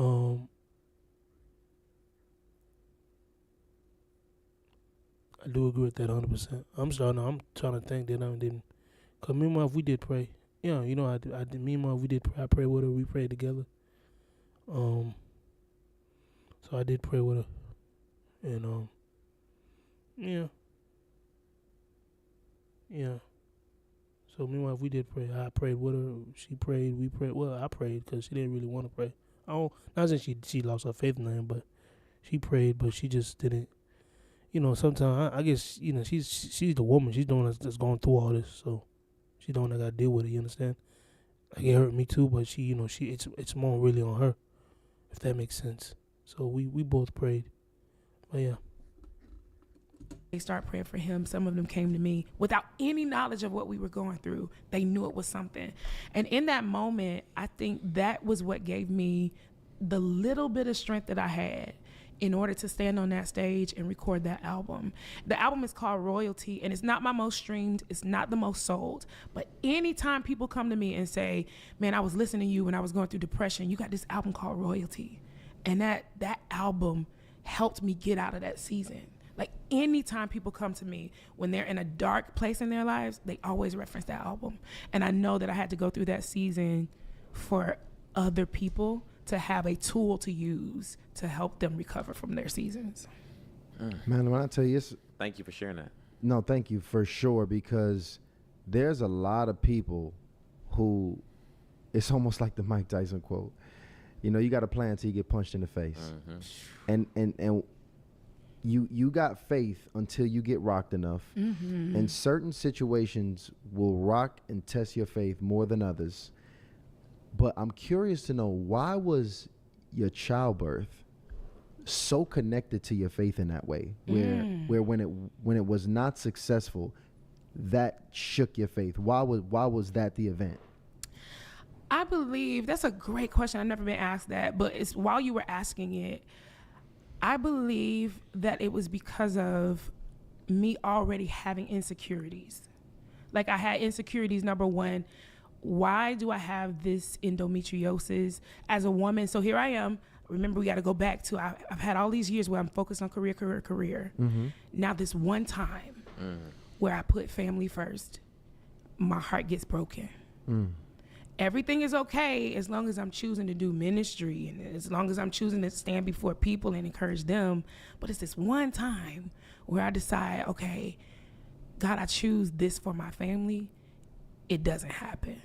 And I think that was the connection, that I did this for Tasha and Kenny. This is something that was supposed to happen for us, not for the masses. And why did this fail when I wasn't focusing on something that was solely for you, which is absolutely off, because even in having children and raising a family, it's not just about you. People are watching, and it also brings glory to God. The family is actually the first ministry. So I think now that you even asked that question, my thoughts towards it probably was off from the beginning. That this ain't about you. It's not about Kenny. This is still about me, you know? But I feel like the human, like, just my natural response was, man, the one promise that I had that was for me and my family, that failed. You know, so many families are going through very similar situations. And, you know, women in particular can have childbirth be such a very important part of their identity as a woman and as a wife. And I'm just very curious between what the dynamic was between you and your husband, Kenny. You know, what things did he do, you know, to support you during that time period, and kind of what was going on between you guys? Everything. He did absolutely everything. And I love this, to talk about this part of shoot. I mean, like I said, in that part with me and my wife, I did. I mean, I'm gonna say I did the best that I can. I prayed for her. I guess she wanted me doing a lot more other things, and you know, and I probably should have did a lot more other things. There was some stuff she did ask of, and I should have did it, but I don't know, man. I don't know. I just wasn't like. I was so much in a bad mood that I didn't even feel like doing anything. I kind of used like the internet, YouTube, to kind of just, hide my emotion and just like try to pass it behind me and back of my head. But it was. So like I said, the only thing I really did was pray for her, and the only thing I could have done was pray for her. I could have did a lot more, but like I said, I try to put it behind me by watching YouTube channels, watching video things, and just letting it, just because it was just, this is our first time dealing with this. We had people say, oh, God's going to do this, God's going to bless you with this, God's going to bless you with that. Still believe it to this day. It just was shocked and disappointed when it just kind of got shattered right in our faces. So, and I was disappointed myself. So, yeah, do I still believe God will bless us with a kid? 100%. But yeah, it was just shattered when we thought we was right there in the finish line. That story, because everybody was focusing on me. Is Tasha okay? They would call him to check on me. I mean, he would be talking to our pastors and our coverings, and he would receive wisdom from them of what to do and how to, he handled me with such care, so very gentle. And I remember it was a couple months afterwards, we were at dinner with our friends Tim and Breland Bowman, and I remember us sitting there, and while we were talking about losing a baby, Tim looks at Kenny and says, bro, how are you? And immediately I thought, oh my God, I never once stopped to ask my husband, how does your heart feel about this? Because everybody always puts the focus on the woman who went through, even Kenny, he put so much attention towards me that he didn't take time to see if he was okay. And so I love that question, because I think a lot of times men get overlooked in situations that are heartbreaking because they have to be strong for the women in their lives. But I would really, really, anybody that's going through that season, I think my encouragement to them would be take care of one another. And don't allow it to be too lopsided. Even though he was great in that season, I feel like I could have been better at covering him. Even though I was just so destroyed and broken, I believe that, hey, my love for him should have also been to look after his heart. So, I'm always honest about when I'm right and when I'm wrong.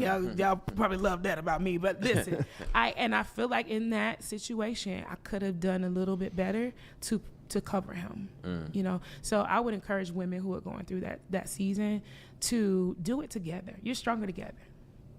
Cover your mans there, man. Big shout out to husband Kenny, man. He did. The men are really showing up in your life. Like when you talk about your dad, and it's crazy because both, Tyshawn and I grew up, without fathers in the household. And even just hearing how he took care of you, it's like really inspiring. Wow. Yeah, he did. He did a great job. Yeah, both Kenny's very similar to my dad. Now that would be one of my prayers, probably my mother's prayer, is that my mother was so spoiled. So like when my dad died, my mother had to learn how to do everything. Like he didn't let us, he pumped the gas, super old school. Like my mom, she worked 30 minutes away. My dad would drive to where she was to put gas in her car. He's that kind of guy, just super old school protector. And when I got married, Kenny had very similar just ways that he would respond to covering me that were very similar to my dad. But then you go back into history, his grandfather was that way. It's like his grandfather was a man's man. Like he drove trucks, but when he came back, he made sure that he spent time just, giving Kenny all of these lessons in his life. So I really feel like that was one of the silent prayers that I had whenever I was leaning into maybe I will get married. Right. That would be like, man, let him be kind of like my daddy. This what before I transition into your career a bit, I want to learn about how this very ambitious, busy woman actually transitioned into a wife. Because one thing I know is there's a level of intention when you seriously consider to make somebody a life partner that you have to have in that process for you not to be just, making some foolish decision or even mishandling that person. Yeah. You got to even handle them with intention. How did that transition go of you going from single, solo, ambitious woman, just taking care of myself, to now a woman who's now considering a husband in this new role and position as a wife now? Yeah. I love that question. And two things came to mind when you asked it. And I would talk to parents right now because my mentor says much is taught, but most is caught. So I believe watching my mother be a wife and a mother, even when I was younger, it became a part of the foundation of who I was. So even though I was driven, I was a boss, at the core of who I was a foundation that was sure on being an amazing wife, knowing how and when and where to submit, knowing how to cover a family. And when I say cover, I mean, like, my mom says this thing all the time, like, the man is the head of the house, but the woman is the Holy Spirit in the house. Like, we get insight sometimes before y'all see it. And so I had a chance to watch that my whole life. And though I grew up and became like this career-driven person, it was still in my foundation that I know how to do this because I caught it from my mom. You know, and then I am very intentional about mentorship.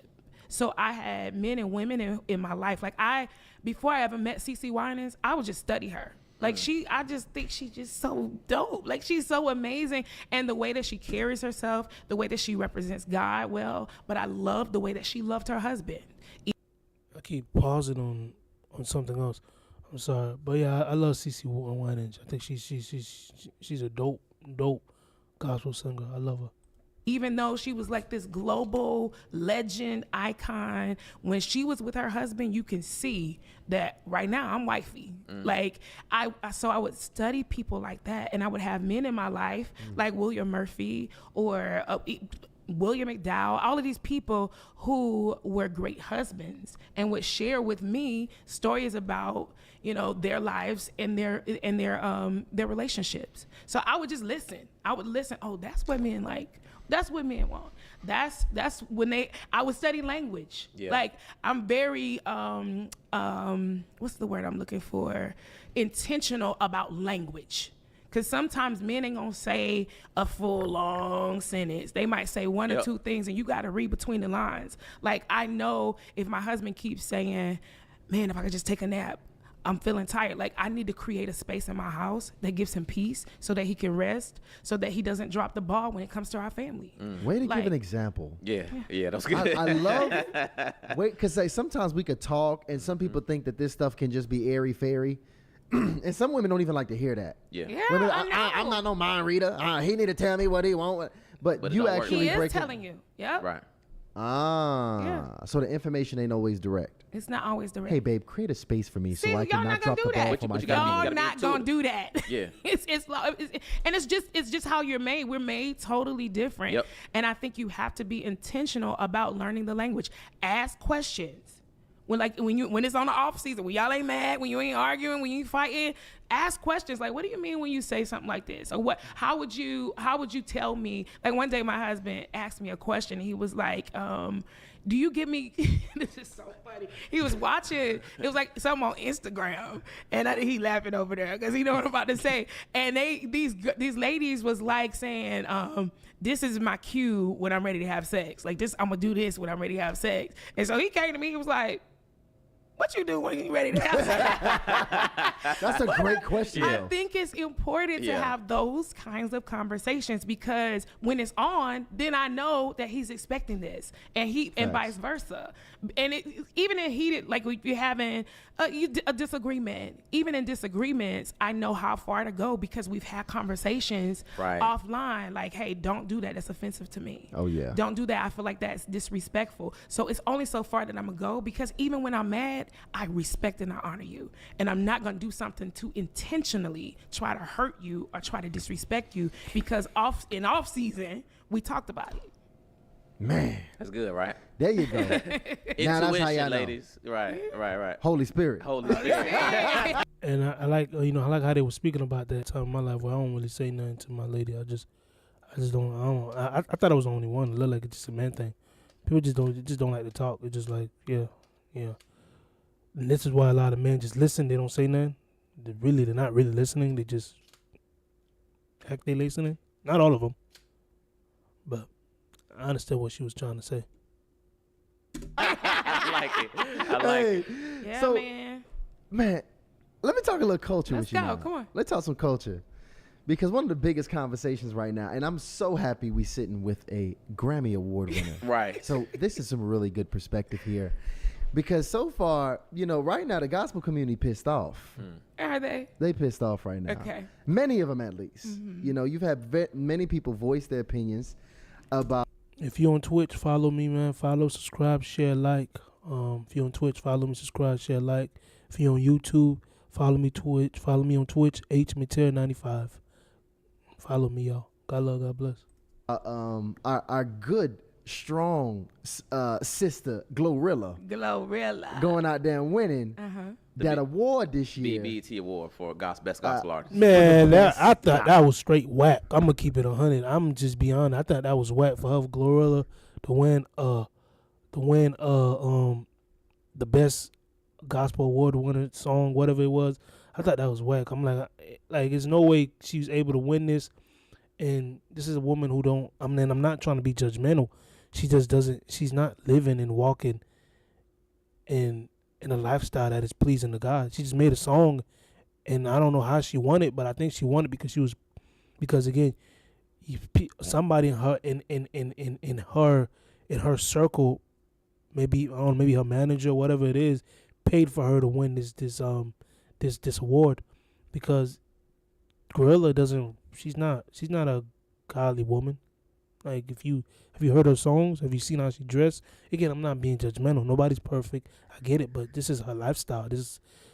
After she made that album, I'm pretty sure she's gonna make another album that got to do with sex, drug, gangbang, and so on. So again, that's just my opinion. Gospel artists. I don't know why it's such a thing. Because this has happened before. It's mine. This has happened before. It's okay. It's all it's good. Okay. As long as it's That's part of the show. As long as if it was Lana, that would have been an issue. Get healed up. Yeah. Everybody get choked out. Random alarms for no reason. Why would an alarm happen at 1:55? I'm the same way. I never turn them off. Yeah, it might say eat. Or I something. get it. So Right. now I need to go turn them off. Have snacks. Right. So yes, I would like to address that. This is not the first time this has happened. So I don't know why everybody's up in arms right now. And you had some major collaborations. I mean, Maverick City, Lecrae, Nicki Minaj. So you give us some, Yeah. So I here's and I Nicki Minaj. Again, not being judgmental. can only speak personally. I can only speak personally about my calling and what I'm called to do.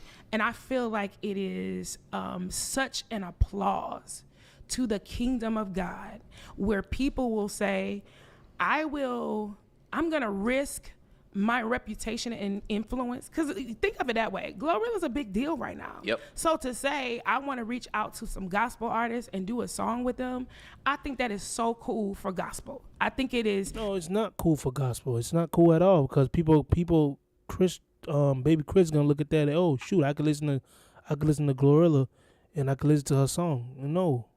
Why she talking about sex, drug, killing, and so on and so on. That's what baby Chris are gonna be thinking like, and it's not, and it's not cool.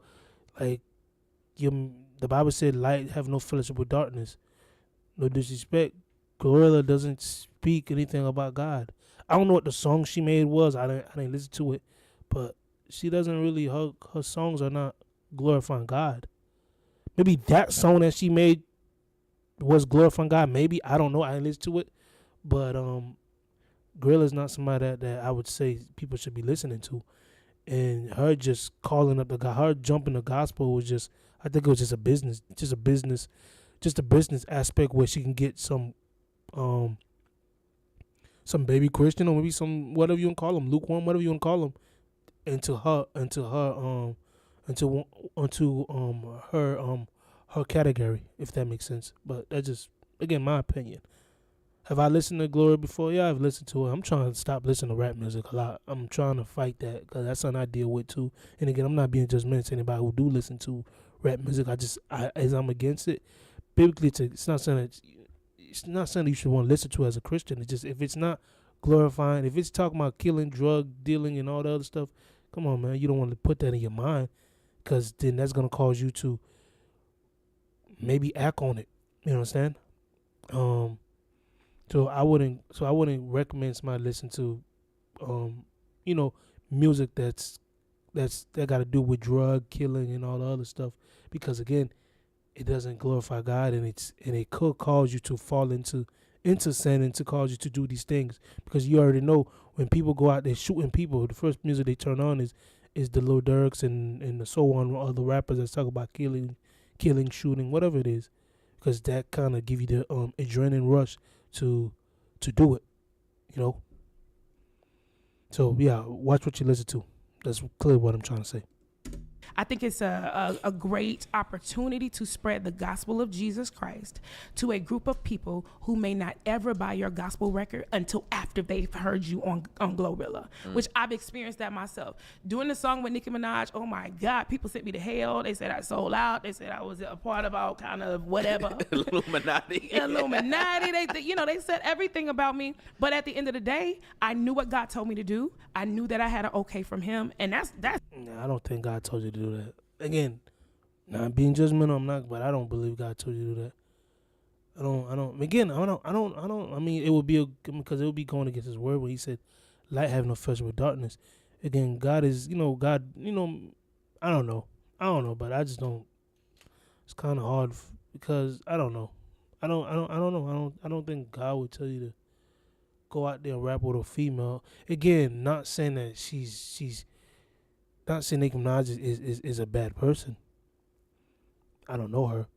But so not saying she's a bad person, but again, listen to what she rap about. Again, I'm not trying to be a Pharisee or nothing like that. I'm just trying to make it make sense to anybody who's out there. Just make it make sense.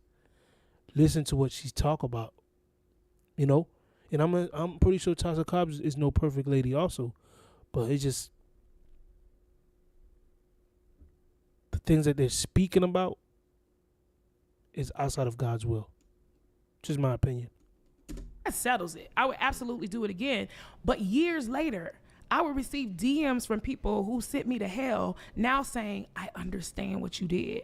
And I apologize for the way that I responded because I just didn't understand your calling. Sometimes we have to understand that it is up to the individual. The Bible says to work out your own soul's salvation. And so it may be the assignment of Kirk Franklin and Maverick City and Chandler and all of these other guys to walk out their salvation in a way that it'll put them on a BET platform. No. Hell no. No, I don't know, man. No way. I don't believe that. No. Again, I'm not trying to be judged. I'm not trying to be a religious creep here, but there's no way. So Chud was whatever. They ain't one of the guys. They ain't one of them. So you talking about the Maverick City guy? Allegedly, the Maverick City group. Allegedly, they was in tour, having sex. Allegedly, there was sex in they was having sex everywhere with people they were having sex with. They would listen to a lot of stuff that they were doing. It just I do not believe that guy was we gonna lead you there to BT and lead you into the world where God calls us to come out of the world. I don't agree with that at all. That's just my opinion. I don't agree with it. Glorilla gets the award, but God gets the glory. No, wrong again. I don't agree with that again. Also, Glorilla get the award, but God do not get the glory because Glorilla's gonna go back to doing what she's doing, rapping about sex, drugs, killing, and a baby Christian might fall into listening to Glorilla and go back into the world of sex, drug, killing, and thinking that God's okay with it because she was just doing some gospel song. No, I disagree 100%. Again, my opinion. Wow. How we can't lose that. We can't lose that. At the end of the day, who got the glory? I hate that we're only talking. God did not get the glory of Glorilla winning. Hell no. Hell no. Hell no. No. It's like Snoop Dogg. It's like Snoop Dogg making a gospel rap song and then saying God got the glory for Snoop Dogg winning. How? How when Snoop Dogg's gonna talk about smoking weed and drinking and screwing females after when all this done? It's all about a business thing where he can grab people from the church to his platform. That's all about business. At least that's what I think of. But There's no way that God's get a glory of that. That's no way. And no disrespect to Snoop Dogg or Glorilla. It's just that's not. No, it's just God do not get glory for that. God is holy. And God said He called us to be holy. Again, we're not perfect. I get that part, but come on, man. We just can't. You can't just say, yeah, I'm finna get in there with Snoop Dogg, who talk about smoking weed, sleeping around with females, and then he gonna make a gospel song, and then I'm gonna go ahead, and then once the rap song is over, once he finished making a gospel song, he's gonna go ahead and start talking about sex, drug, killing, and then say God get the glory. No, God do not get the glory, because a baby Christian who listens to that is gonna feel like, oh, maybe I can do the same thing. Maybe I can do the same thing, because Snoop Dogg was just talking about God, and now look what he's doing. He's smoking weed and doing all this other stuff. Nah, man, I disagree 100%. 100%. I don't believe God got no glory of Glorilla or anybody that's no. I disagree 100%. Talking about the moment of the awards, because I think we should be talking about who closed the show. Like, they had one of the greatest gospel artists in the world, Kirk Franklin, closing the BET Awards. That is so big for the kingdom. But instead, we got stuck on who got the Bobby Jones Gospel Award. Right. Let's talk about the award being named after Bobby Jones. What's wrong with that? It's amazing. But instead, we're talking about Glorilla when we should be saying, man, a legend in gospel music has an award on the BET show that is named after him. Yeah. Now, do you think she was deserving of that award? Because I think that's the issue. Some people feel like it's so many hard-working people in. I'm telling you right now, she got somebody in her team paid for her to win this award. The same thing for Beyonce. Beyonce doesn't make no damn country music, but she won a country music award. Guess what? We found out this came from Musk, that Jay-Z paid billion of he paid billion of dollars for Beyonce to win country music award. And I'm not the one that's saying it. Musk is not the one that said this. Suge Knight said the same thing. Most of these people are being paid to win awards. Suge Knight said this. Y'all can go watch Suge Knight Art of Dialogue, whatever it is. He's the one himself saying, yo, most of these artists are being paid to win awards. So I believe that Glorilla was somebody in her team paid for her to win that award. She wasn't like, come on, bro. Like, let's stop that. Like, out of nowhere, she's won an award for her first gospel song. Like, come on, bro. Stop that. Gospel that are putting so much time and effort in, and essentially Glorilla dropped this single and she wins the award. So what's your thoughts on the aspect of the deserving part of the award itself? I think we have to look at the facts. I think we look at the facts. The facts is that the song did very, very well. Yeah. It streamed very, very well. No shade to anybody else who did a song that year. But when you look at the facts, which I think, the BET Awards is not a church. It's an award show that tallies up numbers and looks at, streams and things of that sort. And again, she had some of the largest gospel artists in the world on that song with her. Yeah. So they also win a BET award for that. So I think at the end of the day, my answer is yes. I believe that the BET Awards, just like every other award that night, it went to the person whose song had the most exposure that year. There you have it now. I'm curious about you too, because it's a lot of music artists that come from the church, right? Countless amounts that come from the church, but they don't always choose to stick with gospel. Yeah. So you personally, was it anything in particular with your talents why you said, hey, you know what, I'm gonna stick it out with gospel? I'm gonna sing about Jesus. Yeah, right. I mean, and the reason I ask is because because the thing, when you choose the other side, it's a lot less judgment that come with that. Right? A lot less sometimes a lot more money and opportunity in many cases as well. 100%. The devil gonna bless you. 100%. The devil gonna pour out his blessing on you, man. 100%. Just not good at it. Okay. I tried it. I'm not. So listen, here's the story. I was in college and I was at Albany State University in Georgia. Oh, dope. Okay, cool. And you went to Albany State? I didn't know that.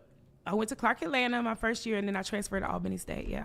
That's what's up. You a real Georgia peach. Right. Yeah, I'm a real peach. I was born and raised in Georgia. So there we go. So I was in the gospel choir, And I was connected to this producer who was doing like a song for this rap artist. So I went to the studio. They was like, we just need somebody to sing on the hook.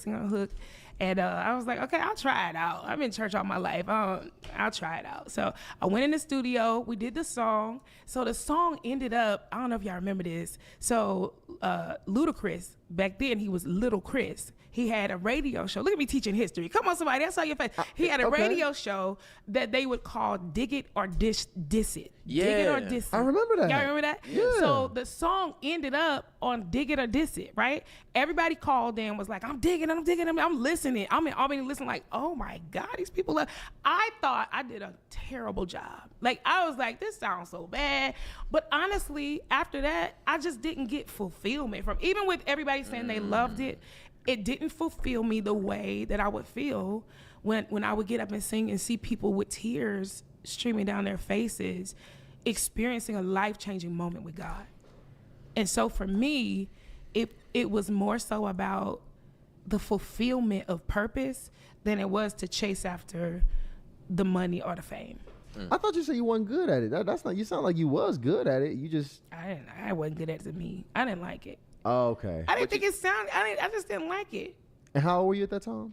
Probably about 19. 19 years old. Wow. Yeah, sophomore in college, I was about 19. That's a big decision to make. Yeah, but you know what's crazy is because you said you weren't fulfilled by it, and I can imagine that most people are The probably rapper's like name that. was Gunja. I don't know. Right, first off, you already That's know all he you was need to on. know. You already know what popping up in that That's all studio. you need to know. Oh, shit. I had no clue what Right. it meant that time. I had no clue what that meant until afterward. I was like, there's Right. no way. Definitely, God, he wasn't in the booth with y'all that night. He wasn't there. He was. He won't. But and I listen to my fair share of different varieties of music. I'm kind of working that out right now. But He ain't the only one. I'm trying to work that out too. Shoot. Hey, at least he being honest. I like that, man. Hey, I listen to my variety of music too. I'm trying to work that out too. Like I said again, I ain't perfect, bro. And I'm not. I'm saying, if somebody walk up to me and say, "Should I be listening to secular music?" I tell them 100%. I tell them no, but I also tell them, yo, don't listen to the one that got to do with killing, drugging, sex, murder. That's talking about themselves all the time, and don't listen to those type of songs.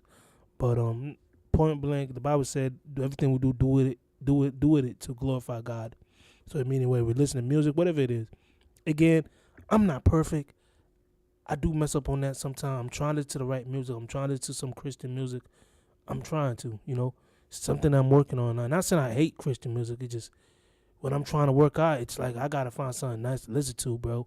And I end up listening to, I might end up listening to some pop songs. It's not wrong with pop, but I'm gonna use The Weeknd for example. The Weeknd be kind of wild, the dude, he be tripping sometimes, So I be trying to listen to the right thing. I'm gonna be honest with you. So that's something that I'm always asking God to help me on, because it's not that easy. I'm keeping 100. It's not easy. it's nothing You got a that ratchet playlist. right, of course. It's nothing that fulfills me, just even as it does, like I would say, godly music. Yeah, right. Just like yeah. when you reading a book or when you watching a movie, if it's godly, it's gonna fulfill you a certain way. Right. But I think I agree. often you just generally, as a person, you may make the decision to go for something else. Do you think that most artists who did come out to church and now they moved into other varieties of music, that they probably experienced that same thing? Hey, this does not fulfill me, spiritually, like the gospel did, or more healthier music. But hey, look, I prefer to make a living this way. No, I wouldn't say that. I feel like different people are called to different things. That was just for me. So I think of artists like a Fantasia. I feel like Fantasia is absolutely directly in her calling. I really feel that. Like no matter what Fantasia is singing, you're gonna feel God in it. I don't care. That's true. And she's eventually gonna take you there in her set every single time. And I feel like that's a part of her calling. Same thing. My husband used to play for Anthony Hamilton. He was his MD for years. And every time I went to an Anthony Hamilton show, it never failed that there was gonna be a moment where Anthony made sure that everybody in that room knew who his God was. I love Anthony Hamilton. Yes. Yeah. So I feel like there are people who are called to certain arenas who have an anointing for that. It just wasn't mine. Understood. So, and then you have like for me with the Nicki Minaj thing, I think there are some who like she's doing this and she's Nicki. Like, but I felt like she had, right. Like in conversation with me, she said to me, I want this album to be the first album that I expose my relationship with God to my followers. Like, I think that was such a divine moment. And I was honored to be asked to be the platform that she would use in order to do that. That's incredible. So you named, you kind of named, the Anthony Hamiltons and the Fantasias, but, it's R&B something way different now. It ain't. It is. I ain't gonna lie. Based on Anthony Hamilton. I'm 43. Yeah, that's like gospel music compared to this new R&B music. That's like gospel music. Let me tell you something, and I'm exaggerating, but you feel it's a metaphor. You see what I'm saying? Because I heard I think it was Jermaine Dupri talking, and he was talking about the reason.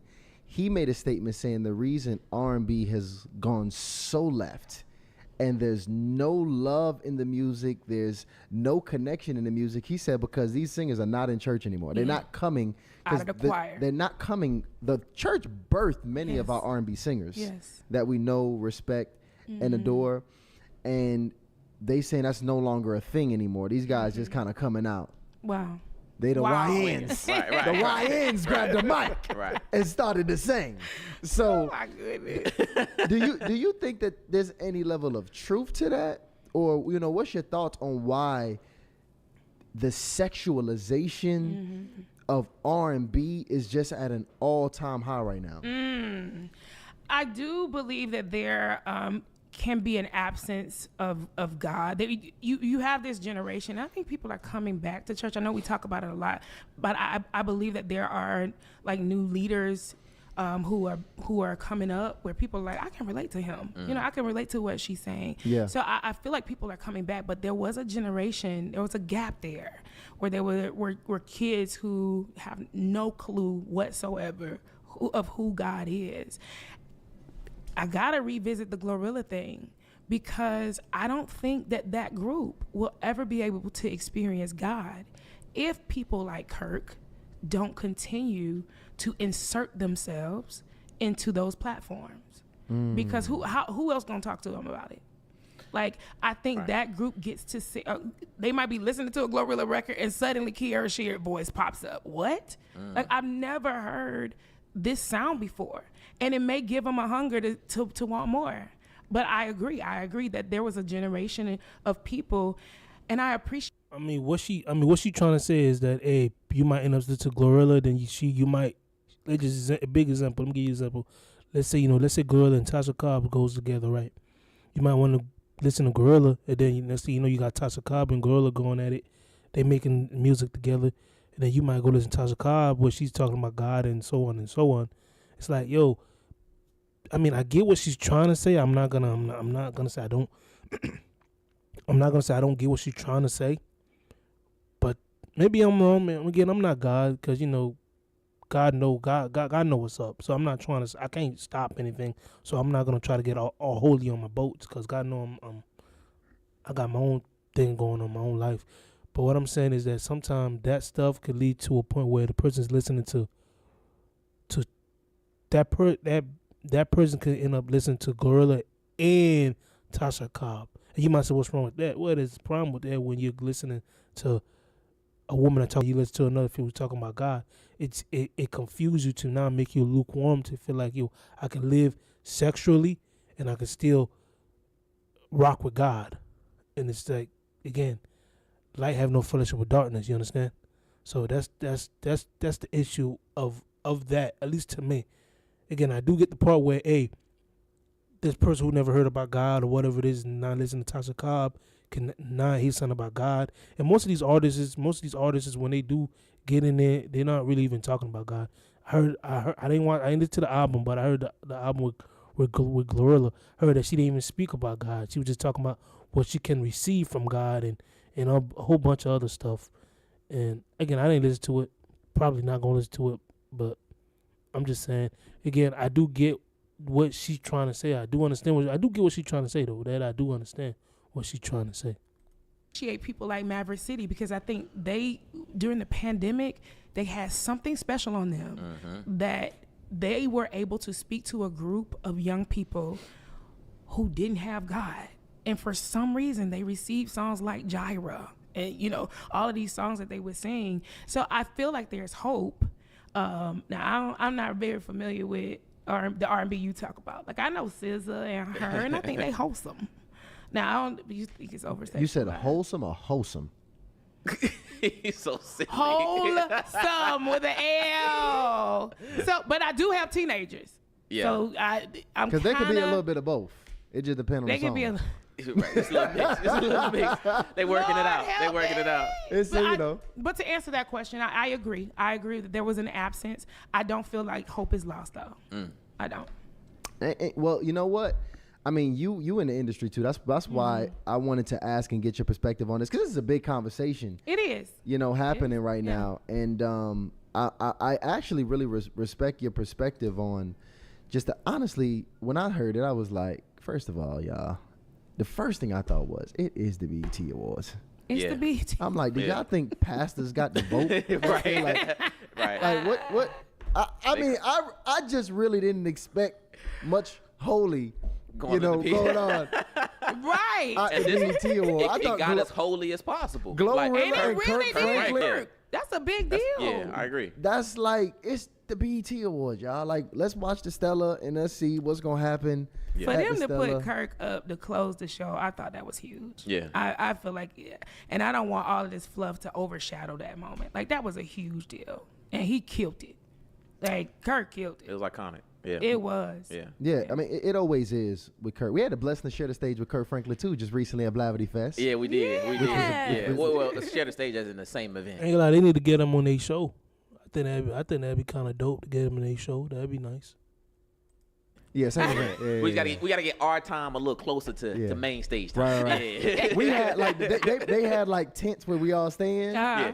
and Kirk had like the mansion tent. Right. I got it. Like he we had, had like a little section. it was a little section He there, had a whole 3 tents put together. 3 tents, His was a 3-bedroom. Right. it was a exactly. 3-bedroom. Yours was a loft. Yeah. Fans in there, snacks in there. We all kind of just shared the same Right. low We was level close. snacks. It was close. Yeah. Kirk had the good snacks. Right. It's levels to it though. It is. It is. levels. We're working though. We're Yeah. working. Yeah. I'm really excited though. Tell us about this this next project, the first ever self-named project that's coming into the Yes. world. Tell us about First this one here. studio album. Right? Studio album. Speaking of Kirk is on my project. I got Kirk Kirk on the there. project? Excellent. Oh yeah, Excellent. we got. I'm gonna drop this when I got John Legend on there.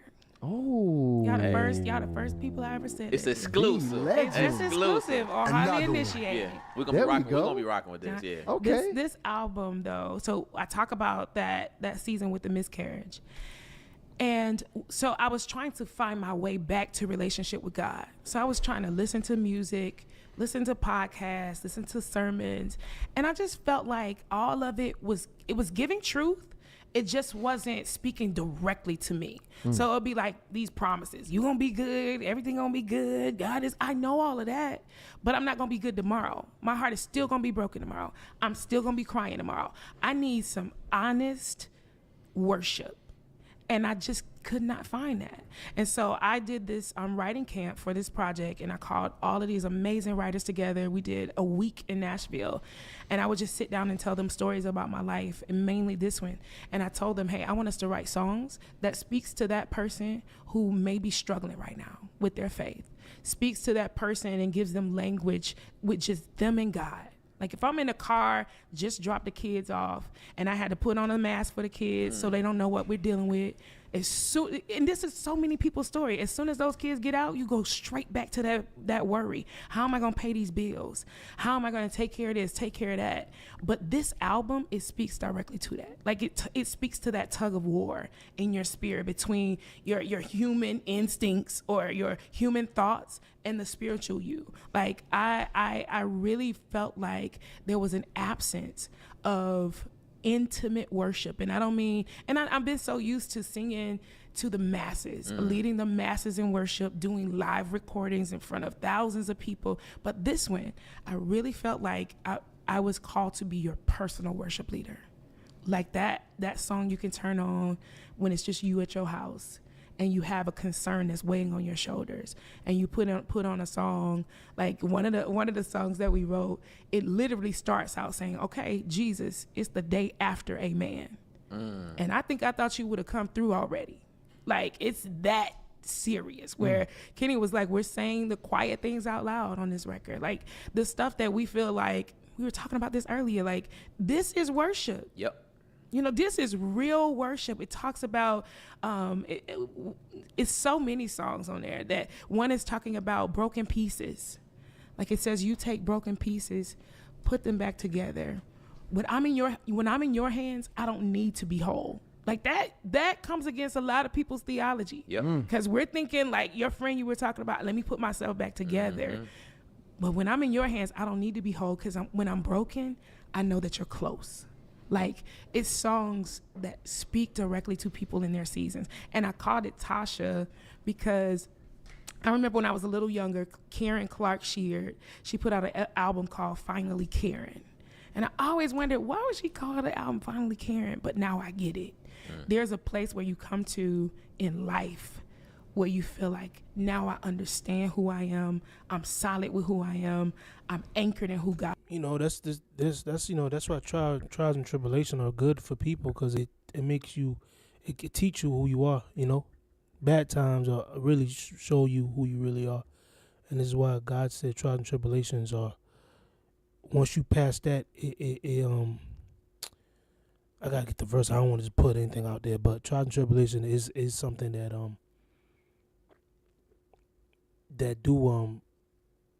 make you into a man or woman of God if you stick with it. Some people, it break them and it makes them run away from God, or some people it get them closer to God, you know. And when you do come out of it, you got a testimony. God is, and this is that moment for me. Woo! Wow. You know what's crazy? That just resonates with me, because we was reading Genesis, and I want to say, who was it? We're talking about, it was I think it was chapter 22, but he was saying, I am here. Help me out, Lano. Can you help me out with that? Y'all making me look bad. I definitely. Anyway, he was reading this thing, and I just wish I could say who it was. He was telling God, he's like, I am here. And it just took him a while. And I was just thinking about that. Like, you have to put yourself in position to be that ultimate level of vulnerability. Whereas, like, you finally are open to what God is saying. Yes, completely. And he's been trying to communicate to you this whole time and trying to get you to this deeper level this entire time. And it's finally just recognition. Yeah. So that just reminds me of that, like, you having your self-titled album, Tasha, like, yeah. you now you open for it. Open for all the instruction, all the blessings. And I know that's coming your way. Wow. That's Thank just you. really incredible. Absolutely. We got some. We having a tour in Atlanta or something like that. That's going on. I do have a tour coming out. So it's a tour with me, Naomi Rain.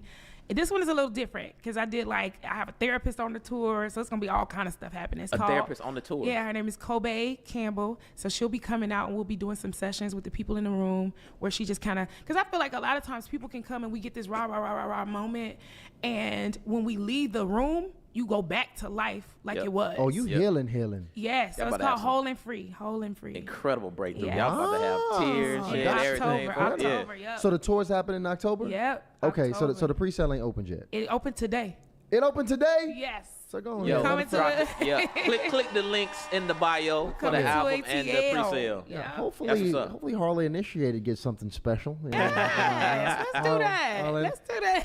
I like to put people on the spot on camera. Need you know that, what I'm saying? right. That's how you do it. You got to use the Tasha platform promised now. us. She promised us now. Yes. I want y'all to be there. There you go. Bring everybody. There you That's go. what's up. Lano needs some gospel music And too. when I come to Atlanta, I'm serious. I want y'all to come. Yo, Of we will. course. Yeah, that's guaranteed. Yep. Of course, absolutely. It's That's called Whole and Free. whole and free. Yep. There we go, y'all. Yeah. So listen, y'all are getting, this is the kind of music we need now. So y'all better go ahead and support it, all right? A lot of y'all be doing more complaining than supporting. Come on. All right?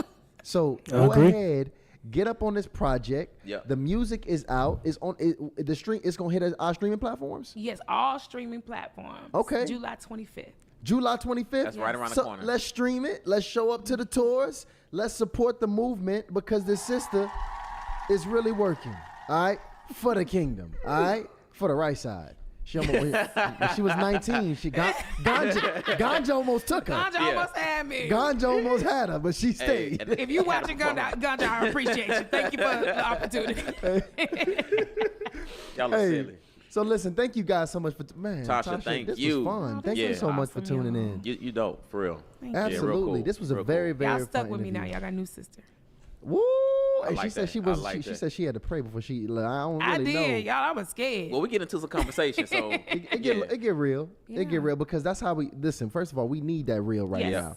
The culture doesn't want fluff. They don't. They don't want anything that doesn't feel authentic. That's right. I'm talking about the skepticism Yes. and the eyebrows at an all-time high right now with everything going on right That's right. now.